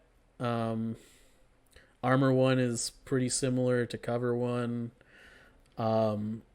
They have an extra health over the Bark, but are much slower when they're suppressed. And their gun is, unless they close to melee, is just not good. So... Although they do have the longest flamethrower range of any unit with a flamethrower. No doubt. By a lot. Like new ways to motivate them into 3 Dewbacks with flamethrowers charging is super interesting. I think the fact that you don't have access to strict orders there is a kind of a big deal. I think ironically, the biggest downfall for the Dewback is just the model. Like they are impossible to kind of hide, right? Like you need buildings for them to like hide, but if they're behind a building, then they're probably not in a place to kind of make like a straight line. They don't necessarily have to take a straight line, but the best thing for a unit that's trying to get into melee, right, is to find the quickest route. And you're going to have a time where you're basically trying to hide the model and find the quick route, and it's just not going to happen. Just because, and that's probably the biggest downfall, is that they're going to be easy for your opponent to shoot in a lot of situations, probably. Yeah, I mean, I think it depends on what you're doing with them. If you're going new ways route, like you really don't care if you can hide them. You just charge into the enemy lines and hope they do enough damage. I think most of the time, like I don't know, maybe you don't do it on turn 1, but I think you can charge like battle lines deployment. You can new ways to motivate into an enemy unit even if they haven't moved yet. As long as you set up your Dewback properly, and it's assuming not quite that far, but it's really far. Yeah, it's very close. It's more than 20. It's more than range 3. It's more than 20 inches. So something we haven't looked at or mentioned yet is that you can take a Tenacity Jammer Dewback for 84. Like that's pretty good deal, actually. Yeah, and I think that it's worth mentioning that I still think the Flamer, like, I think we talked about this a long time ago. I think the Flamer's a little bit of a trap. Its melee weapon is, like, pretty close most of the time. Yeah, tenacity Dewback melee is savage. Yeah, and, Really good. like, what it's 7 dice, right? Yeah, it's like four. It's almost Maul. It's like 4 red, 3 white with critical 2 suppressive. Yeah, so Like, it's it's not bad. no, it's not. And it's just like you have to hit a unit. You have to be shooting a unit with more than 4 models to make the Flamer worth it, right? Yeah, and this does it to anything with no requirement like that. Right. It doesn't shoot 2 dice at 1 model. So, Yeah. you know. So It throws its max pool all the time. and it's got RAM too, right? I think. No, Or does it no, not? they don't have RAM. They just have the spur, Bleh. but it's relentless. You get RAM, you get spur. This is fair. but still, if you're wounded, right, 4 red and 3 white with hit surge is not terrible. Yeah, no. I Totally. think the other pools similar. Vibro Sword BXs are similar. They're not. It's stronger, but it's similar. But you don't pay 84. You pay like 100 and plus. It's critical 2 in melee too, right? Yeah. Yeah, critical 2. Yeah. It's their melee weapon's great. It's a lightsaber without the pierce. Yeah, and it's 84. They're cheaper than Shores. They're not terrible, and they also don't take any. They actually gain attack dice when they take damage. So it's like, maybe you feel pretty good about this. Maybe you do run it with Op Vader. Who knows? Yeah, I mean, we'll see. I think that let's get to some of the other points changes, and then I think we can circle back to what Empire is likely to look like. Because I think a lot of these are related, actually. yeah, it's really hard to talk about all of these. Empire probably the most out of all the factions. I think is very difficult to talk about because I think the landscape of what a good Empire list looks like is significantly different after all of these changes. Well, and there's sort of a category. Let's just talk about all these things together. It's easier to do it this way. So there's sort of a category of Empire lists. There's really 2 that got cuts in this update, and that is Sith-based lists. So that's Vader and Palpatine. And then the supporting cast for those lists, especially Vader, because Vader's so selfish with orders, is Stormtroopers. And then potentially Dewbacks, because Dewbacks have such good synergy with new ways to motivate them. So Palpatine also got cut by 10 points. Stormtrooper Heavies got cut by anywhere from 2 to 6 points. The DLT 19 was 2 points, and then all the way through the HH 12 was 6 points. Snowtroopers got cut by 4 points. So those are all kind of related changes because you're running Vader with Storms and or Snows and or Dewbacks, and you're also running Palpatine. You can certainly run a Palpatine shore list, but now, you can also do sort of like a more throwback Palpatine list where you have Storms and Snows also. Well, it should be noted that Shore Troopers went up too. Shore Troopers went up because the T-21B went up 3 points and Mortars went up 2 points. So running Palpatine, so sure, Palpatine gets the cut, right? Palpatine goes down by 5, but if you're running him with 10, sorry, 10.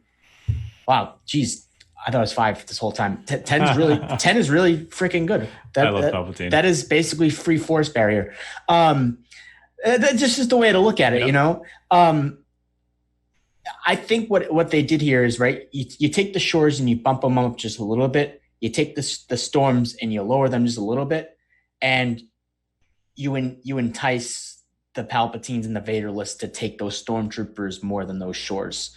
And it essentially probably benefits those kinds of lists more anyways because of the way you want orders, at least specifically Vader, the way order, like you said, order control, issue. Well, not order control issues, but the Shores are order hungry because of target.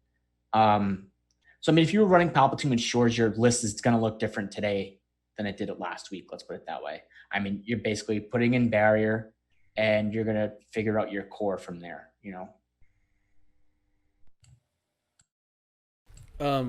Yeah, I mean, so I think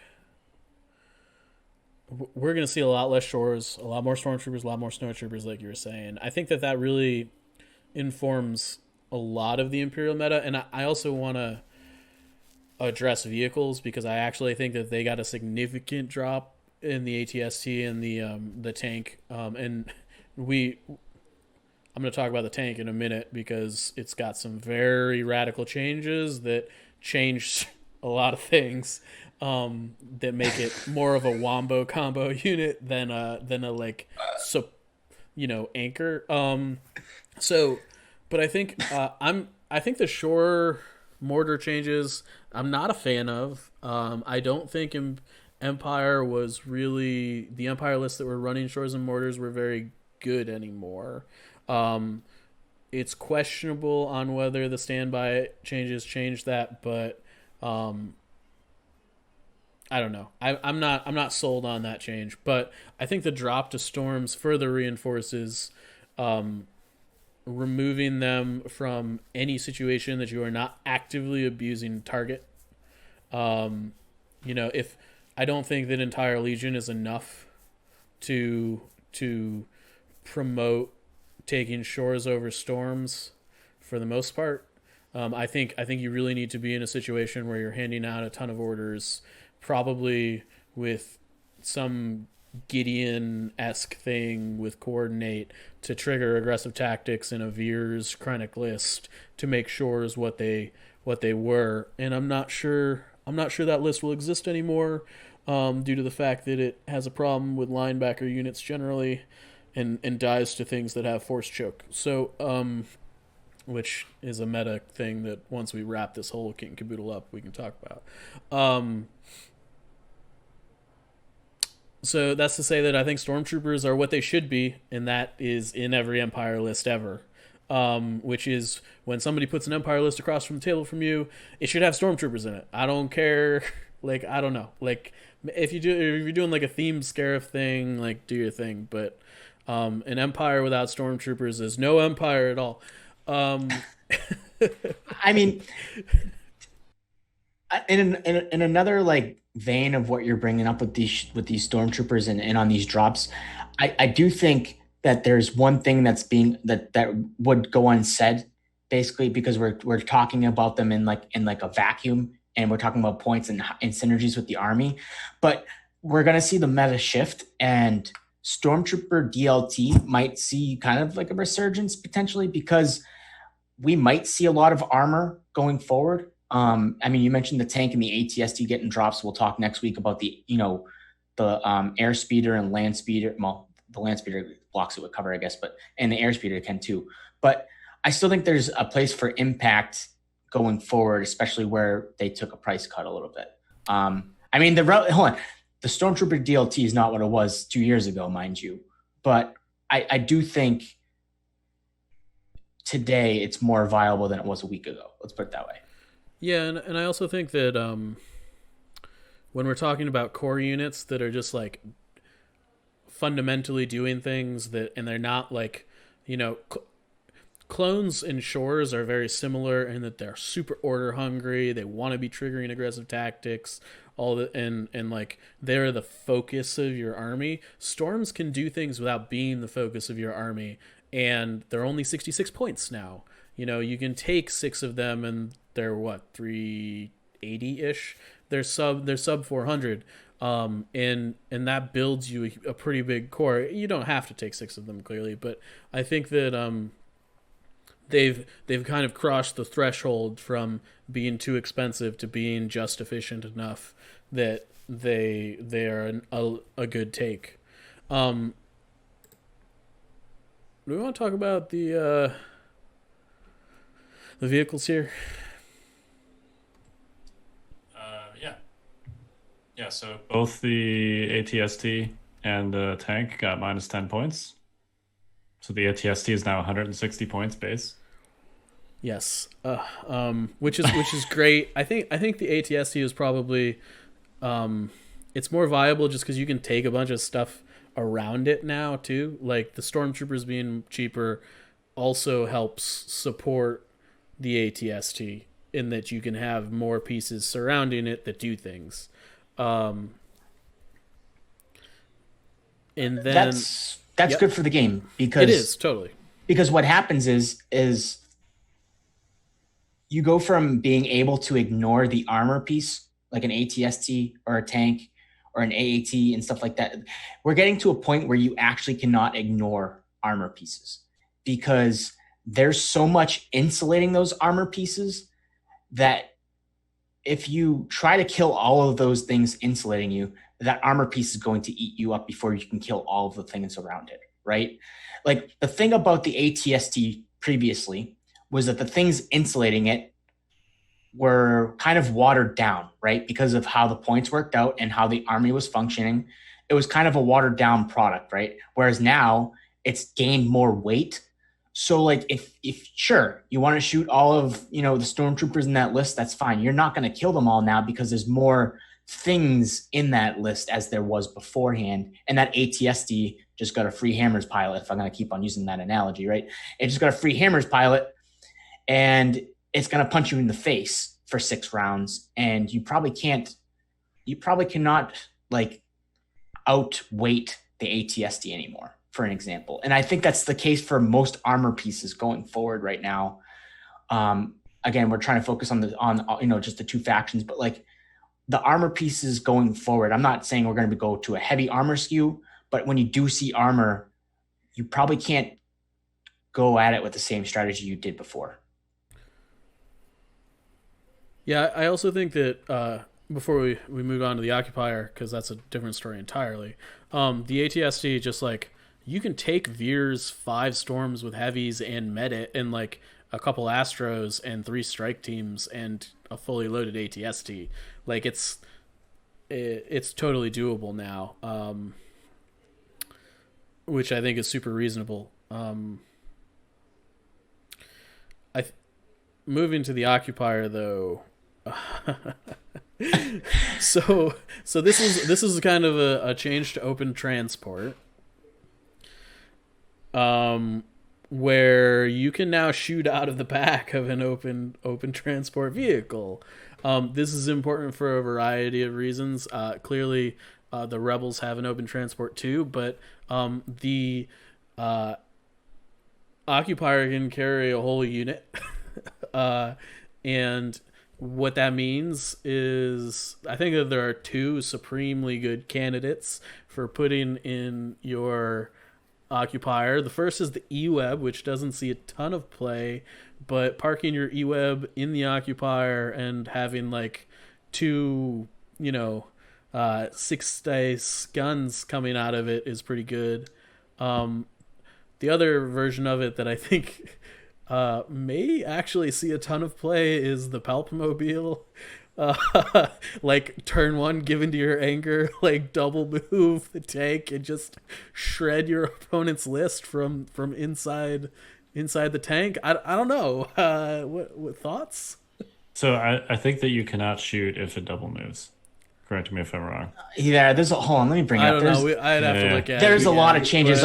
Like something else that on the E-Web is I'm pretty sure it loses fixed. So not only is the E-Web shooting out of the tank, but it's not fixed anymore, so it can shoot any direction, if I'm not mistaken. Let me bring up the rules. We could devote half an episode to the transport changes, honestly. They're just so extensive. Yeah. Let's do it. Yeah. Right now. Okay. I do think it's probably too expensive to fit in a Palp list. I don't know, man. Practically speaking. I think a Palp delivery system is... topically it looks kind of gimmicky, no doubt, but it could be a thing. The problem is you can shoot the unit in it directly.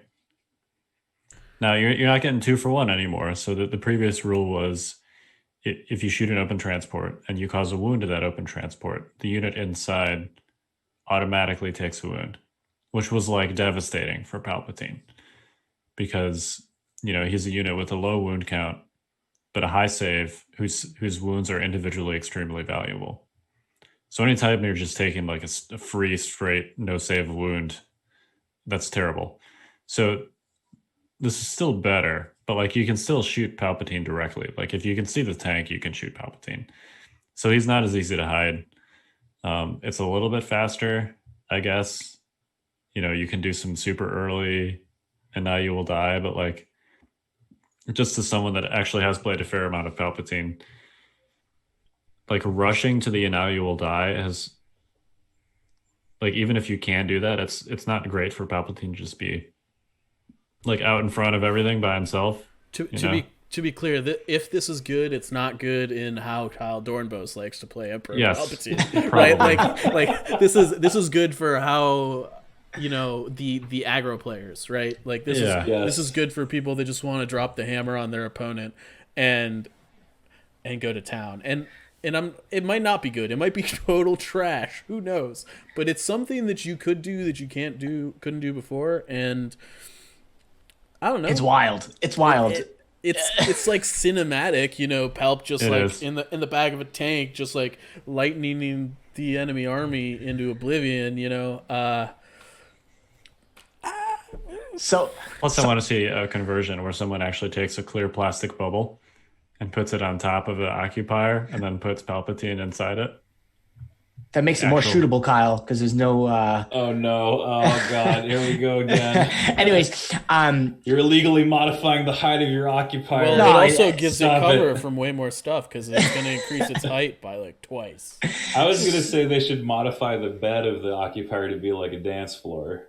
so I brought up the rules, and I actually think it's actually a typo here.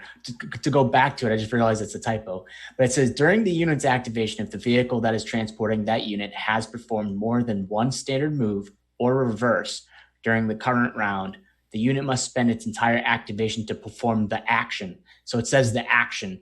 So I believe that is a typo. And cannot perform additional actions or any free action. So you can perform the action, whatever the action is. Well, But I believe my understanding is that if the vehicle double moved, you could only take one action as opposed to two. yeah, So, like, I think it's supposed to say an action versus the action. Yeah. So you can double move with the tank and then shoot. I mean, it's sort of unclear what free actions do in that. I mean, like all of Palp's other attacks are free actions, right? So, Yeah, you mean if you play and now you will die? yeah, man. Well, oh yeah, because Annihilate's Die's wording actually is during Palpatine's activation. Correct. It's not like coordinated bombardment and maximum firepower. It's worded in a way that it is during his activation, I believe. As we go down this Palpatine in a tank rabbit hole. But while you're looking that up, Mike, because I believe that's what you're doing, is another significant cut here that I think is very interesting.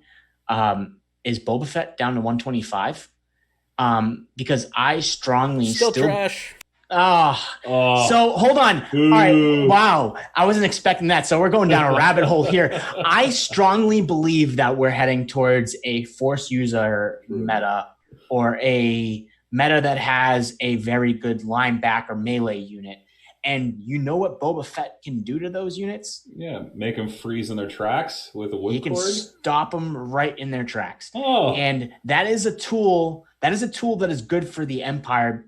Let's say you're trying to run an Empire gun line, right? And you have no answer to your opponent's linebacker, which is a very common thing in Empire gun lines. Like an Iden gun line has no way to deal with a lightsaber if it gets in, right? Well, Boba Fett can whipcord them, and I think Boba is going to have a place now. He's good at objectives. You probably want to put seize the initiative on him most of the time. So he's going to effectively be 132 unit because he's going to be 125, 5 for seize and 2 for recon. But he's still really good at objectives. There's no standbys that can wipe him off the board if he goes to go get those those objectives. A rocket is a good tool to have. The rocket's a good tool to have against, anything but armor, right? It's a good tool against armor. And he has whipcord. Now, I know what Mike's thinking. I'm not taking Boba Fett for 132 points to slow down someone's Jedi, and I get it. But I do think that it will work in lists. you know what's even better? Boba has a dead 2-pip, which makes him synergize with Iden really well. my 130 point hero has 2 command cards that are marginally okay. Oh, give me a break. I don't know. Hey, I have to live with Sabine, okay? I think Symbol Sabine of is way Rebellion? better than Boba, and it's not Okay. close. Symbol of Rebellion's okay, but nobody really runs it all the time because it's just like they'd rather run Push or they'd rather run No Time or some other better 2-pip that actually works with other things. Sabine has a exceptional command card that more than makes up for the fact that she doesn't have a 2-pip. Boba has 2 utility cards that are like great in a good situations, but I don't know. Okay, anyway, we're talking about Empire changes. We're not here to debate Sabine's epic. Next week is Rebels. Next week is Rebels. You can tell me why I'm wrong that I think Sabine and a land speeder is garbage, but okay. Well, I wouldn't put her in a land speeder. That doesn't mean she's bad. No, well, that's what I'm saying. Putting her in a land speeder is garbage. I don't know. All I took out of this is that Mike basically thinks that both Mandalorians in this game have terrible 2-pips. That's yeah. That is definitely true. I actually think Sabine's 2-pip is fine. Yeah, it's probably okay. You're feeding on C1 core in a long time because I'm Rebels. Like, the amount of times I have played Boba's 2-pip, I can count on one hand. And I've played a lot of Boba Fett. So, I guess, Zach, to talk to your point, I think Bosk is 115 points, works from range 4. All of his command cards are at least fine, if not great. His gun is 5 dice. At range 4 instead of 4 dice at range 2. Is there a list Boba Fett can work in? Maybe. I think Boba Fett's problem doesn't have anything to do with his points cost. I think Boba Fett's problem is that his command cards have not aged well at all. Whipcord is fine. But I don't think it competes with the other sorts of command cards you can get.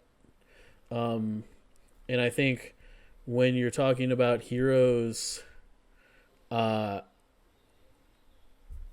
most factions, like, the command cards are an important part of why you take them. I just like the rocket. You can duplicate that effect now.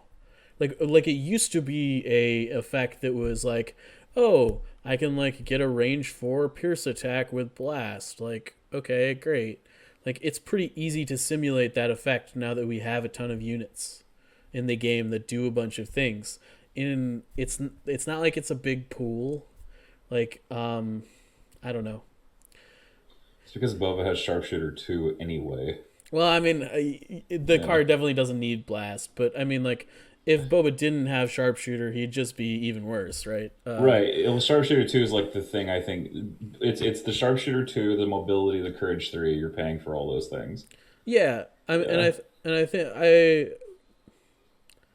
think if Empire wanted a Mandalorian, it's not a bad price point. I'm not sure that it wants a Mandalorian. It just doesn't synergize super well with its army. Yeah, relative to Iden, that could be a tough sell if you had to choose between Iden and Boba right now. Right. Like, would I rather have a commander who doesn't require me to take another hero, who has 7 health, shields, supports my troops, has great command cards, or would I like to play a Mandalorian that has 1.5 command cards and I have to take another hero to take and costs more out the gate before upgrades? Like, Rebels have a similar problem right now between Cassian and Leia.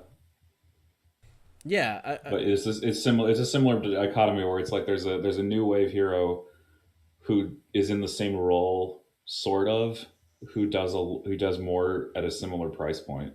I would argue Leia and Cassian are much different than Iden and Boba Fett are from each other. Yeah, but I mean, in terms of just like the role they have in your army, which is supports other units, but is also like a functional hero simultaneously, right? Leia is less of that because she's range 2, speed 2, spends most of her time take cover. You know. Yeah, the difference is she supports core units, and Cassian supports characters. Special forces, yeah. Right. And I think to go to the Empire conversation, like Boba and Iden are both supposed to be Swiss Army knives, right? That's kind of what their role is. And Iden just does it all really well. Yeah, Iden kind of shreds. And Boba's like, I do everything okay, and I have jump. Right? Like, could still be good. Speed 3 jump is real good. There are situations where it's amazing, right? But it's just like, in the situations where it's not, you'd rather have Iden every time. Oh, 100%. Yeah. All right, did we miss any Empire changes? I don't. Did we talk about Scouts. the specialist pack? Scouts minus 12. Yo, so I want to talk about Scouts because somebody, I think it was David before. Yeah, you and I were talking about Scouts versus the Strikes versus full Nakeds now because they're similar cost. So I think, assuming you're not like taking the tax strike route, like I think Naked Scouts in the Special Forces slot could be a thing. They're better now. Yeah, I mean, I don't think what you're doing is taking a sniper in a full unit or a SAB in a full unit. But I do think that like 48 points for, 8 black die range 2 pool that can like hold an objective or whatever, like that's not terrible. Yeah, they're actually crazy efficient when you think about a 48 point unit with Courage 2 with a free move at the start of the game that, is throwing 8 black even without Surge. It's pretty, and with Sharpshooter 1 to boot. Like, that's a really good unit for 48 points. It's a good buy. It is. And I think it might be, like, with the decline of the effectiveness of strike teams and that, like, they just get eaten by arcs. Still, that's not changing, everybody. No, that's not changing. And I think that there's more room for something like this. That's not to say, like, this is a really good, cheap, rapid reinforcement unit. Like drop it anywhere on the table you want. Yes, please. Is it good enough? I don't know, but I think it's in the conversation. You can build I think I sent David, I sent you like an Iden full upgrades, 6 stormtroopers with DLTs, 3 naked scout squads, and 2 E-webs. Yeah. It's like a 12 or 13 activation list, and there's no unit in that list that throws less than 5 dice when it shoots. Someone send that list to Ben from Team Relentless, because I think he would love it. Yeah, I mean it's got a good command hand. Frankly, the scouts are still pretty good with tax strike if you can hit it. 2 aim tokens for my 8 die sharpshooter pool. Don't mind if I do. And so I don't know. Is it it's also a lot of bodies. I think it's cool in like short range lists or like an Iden list with infiltrate and tax strike. I think there's some like crazy jank of like Iden naked scouts and Dewbacks with jammers. It's something wild like that, Just things you would never put together before now might actually like be a pretty neat combo. Yeah. Short range skew. Yeah. Where it's more so towards the Civil War factions, right? Is we're heading basically to a Wild West. If you told me there was a tournament tomorrow and I had to predict what a Rebel player or an Imperial player would take, I have no clue what I would jot down. Obviously, tax strike is, the tax strike ISF list is what is being, touted as probably, the top dog here, at the first look. But if you look at all of these cuts across the board, there's just so many different options there today than there were a week ago. And I just think that there's a lot of different lists that could function. Like you said, a short range list that can kind of get into your opponent's face and they have nothing that can kind of deal with it, right, David? Or you take like the Dewbacks Invader. There's combinations that weren't there are there now. And I think it's going to be a lot of fun to kind of see it unfold. Yeah, and I also think that as long as we're talking about Empire and Republic specifically today, I wanna toss in the aggressive tactics change. Aggressive tactics has gotten more expensive. It mostly affects these two factions the most. It clearly like has an effect on droids, but Yeah. droids tend to have a little bit more leeway on the point situation. Depends, but you could cut an uplink or something if you had to. A lot of the times, droids are throwing like 2 uplinks into a lot of their lists recently. So, it went up 5 points.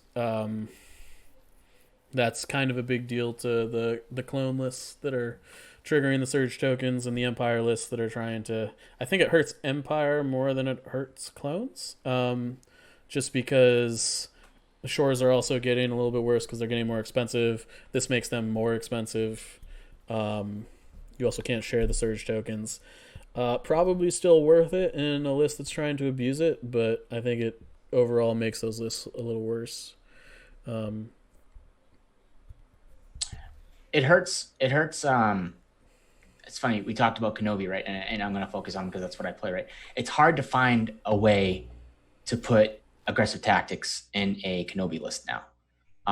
Before it was kind of stapled, and I'm not sure that it's not stapled now, but I think like the idea is I might toy, and maybe that's where the 5 point drop comes in. It makes aggressive tactics kind of the same points if you want to look at it that way. But I think for me personally is I might not find a way to get aggressive tactics in because I bring barrier instead, right? And I use barrier basically as an aggressive tactics kind of role. But it's even better because I'm denying actual hits coming through cover. Like I'm denying the roll.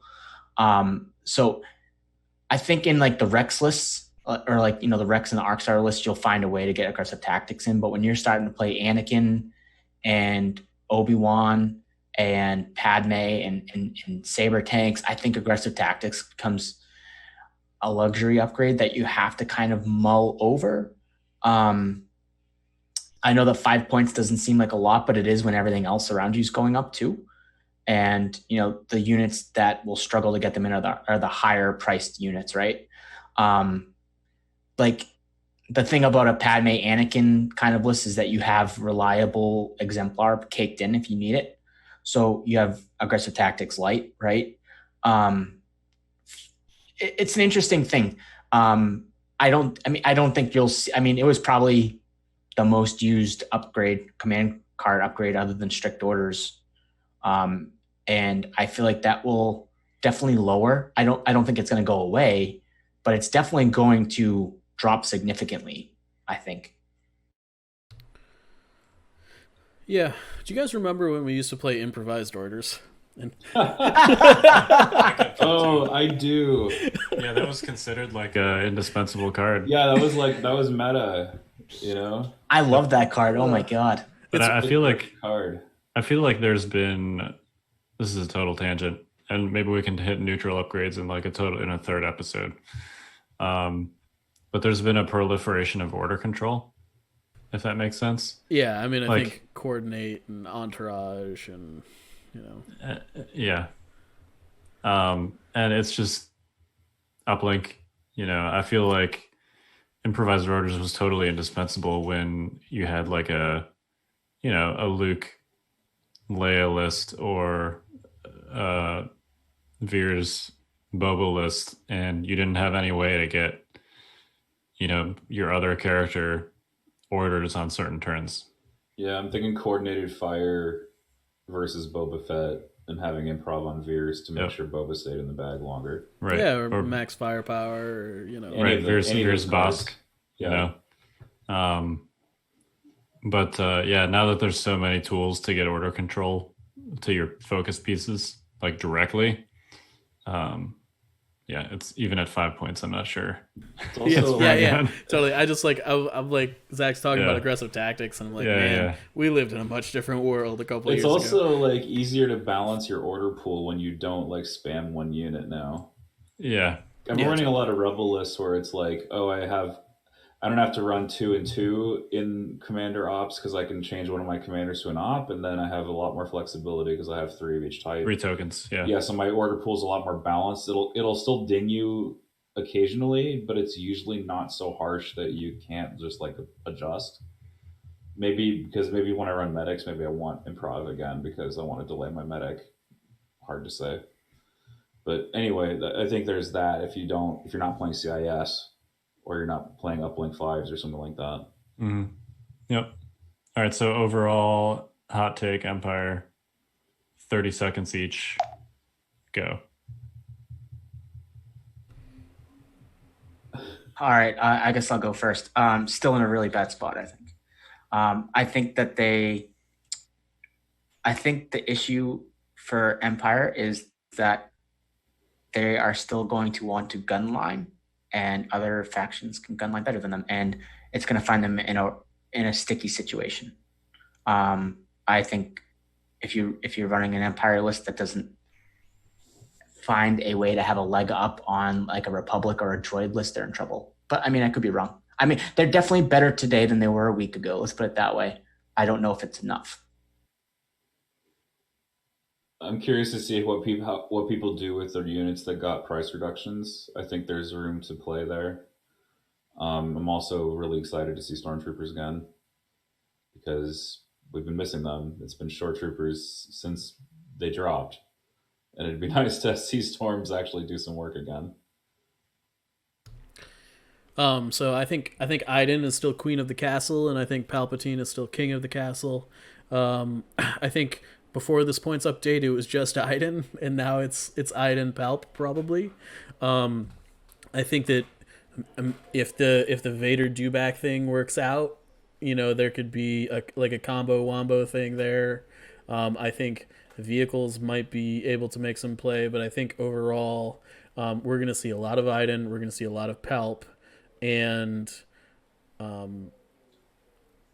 I'm hopeful that the points changes are enough, but I am tentatively hesitant, along with Zach over there, that this is not quite enough.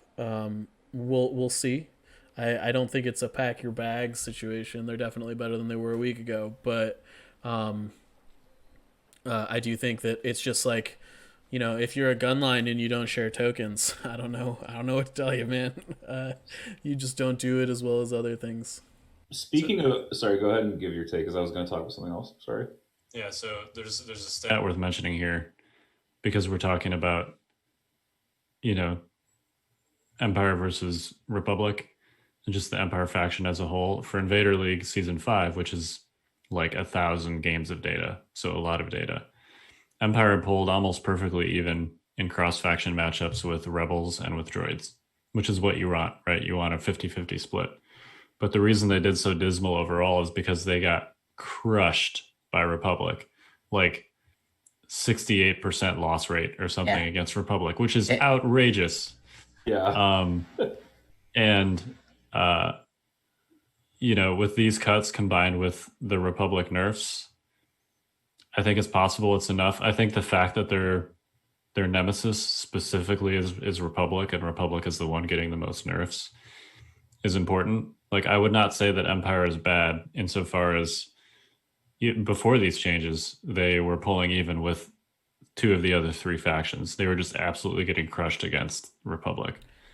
So I don't know if it's enough, if the Republic nerfs are enough combined with these cuts, but I'm a little more hopeful than you guys, I think, specifically because not only did Empire get some nice cuts, but they're like in the only faction that they really had a problem with is also the most nerfed faction, if that makes sense. I think that's fair. I think that the things that made that matchup bad are still bad, and I don't think that the points really change it. I think, those lists are down 1 activation, but out of all the factions, Empire had the most ways to interact with the clone standby castle from outside standby range, and it really suffered. So I think that just there's more hits pouring through, and I think that specifically is likely to get worse, not better, because there will be more aim tokens, because there will be more offensive pushes. So I actually think that the Republic Empire matchup, I think, gets worse for Empire instead of better. I know that that's kind of like dreary outlook. That's my initial hot take there. I think the standby changes funnels Republic players into doing the thing that crushed Empire more. I think that's definitely possible. I guess we'll have to see. I mean, it's arcs, because Empire is a faction full of red save units. Red save units are vulnerable to snipers. Arcs are the best snipers. It's arcs and take that clankers, basically. And both of those are still there. Now the arcs are more expensive. But I don't know. I guess we'll see. I was going to mention briefly that Iden got a small buff because Covert Observation got a reprint. Did we not mention that? No, we didn't. I suppose that's worth mentioning. It is because here's the upside, right? So the reprint is this: while an opponent is issuing orders using a command card, each unit that is issued an order with that card gains 1 suppression token. If you Covops Iden, right, she can be the target for this. This is basically better ambush. And it also punishes you if you deliberately try to miss priority. Well, it's sort of better in that she's still got to be within range 3 of whoever's giving her the order. That's true. Right? Yeah, like, she can't give the order to herself with that. Right, she can't give the order to herself. Right, 'cause hopefully Inferno took over for her and they're close together or something. But it's still decent. Like, I know people aren't floored by this because 1 suppression means less than it used to. But the card I is think playable. it's still important. Yeah. I think that in lists like that are just giving like an order to Bosk every turn, like, this is kind of free. I mean, there's also like panic forcing as well on this one. So like, let's say you build up enough suppression and your opponent's like, okay, well, I'm going to remove my suppression over the turn. This card is just saying no. So, if you were on a threshold of like 4 and you went back down to 3, they play co-observation, you go back up to 4, and then you're like, well, now I have a 20% chance that I'm going to flee. So, which is really bad for you. So I think the issue with this card is that, like, your opponent still gets to choose. Like, they see you flip it face up, and they're like, okay, well, I'm not going to give my orders to the units that are going to panic. Right, but that's a huge sacrifice, too. No doubt, but I actually think it makes Anakin way worse. Yeah, this change is a nerf to Anakin. Yeah. Out the gate. It's like, oh. Well, Imperial win rate's horrible against Republic. I guess you have something there to use against Empire, or against the Republic. It doesn't work against Rex, though. No, it does not, sadly. All right. Any final thoughts? Your mic is absolutely jacked. I hate your microphone. And there's nothing I can do about it in editing. And I'm sorry, everyone, that Kyle's mic is getting worse. We're gonna work on this. I've done like everything I can think of. Anyway, yeah. Sorry, people. Sorry for my totally messed up mic. My final thought is that every time we think we can make an episode quicker than we have in our heads, it always ends up longer. I think we were like, we're going to split this up so it won't be like a 3-hour cast. And we're probably like 2 hours and something into it. So we're about 2.5. Yeah. So there we are. For the record, I was merely trying to avoid a 5-hour cast. This is subject to the next episode. Is Legion too complicated? Well, I mean, there was just a lot of changes, right? Like, okay, we're 2.5 hours in. What if we still had to talk about Rebels and Separatists? I know. I guess it is complicated. Just look at the scatter discussion today, I know. All right, let's. I don't think that should be that complicated. But anyway, it isn't. But it's not. Let's not get into that. So we will see you next week, where we'll be talking about Rebels and Separatists. We are the Notorious Scoundrels. I'm Kyle. I'm Mike. I'm David. I'm Zach. And Ron Burgundy, apparently, too. All right, stay fresh, cheese bags.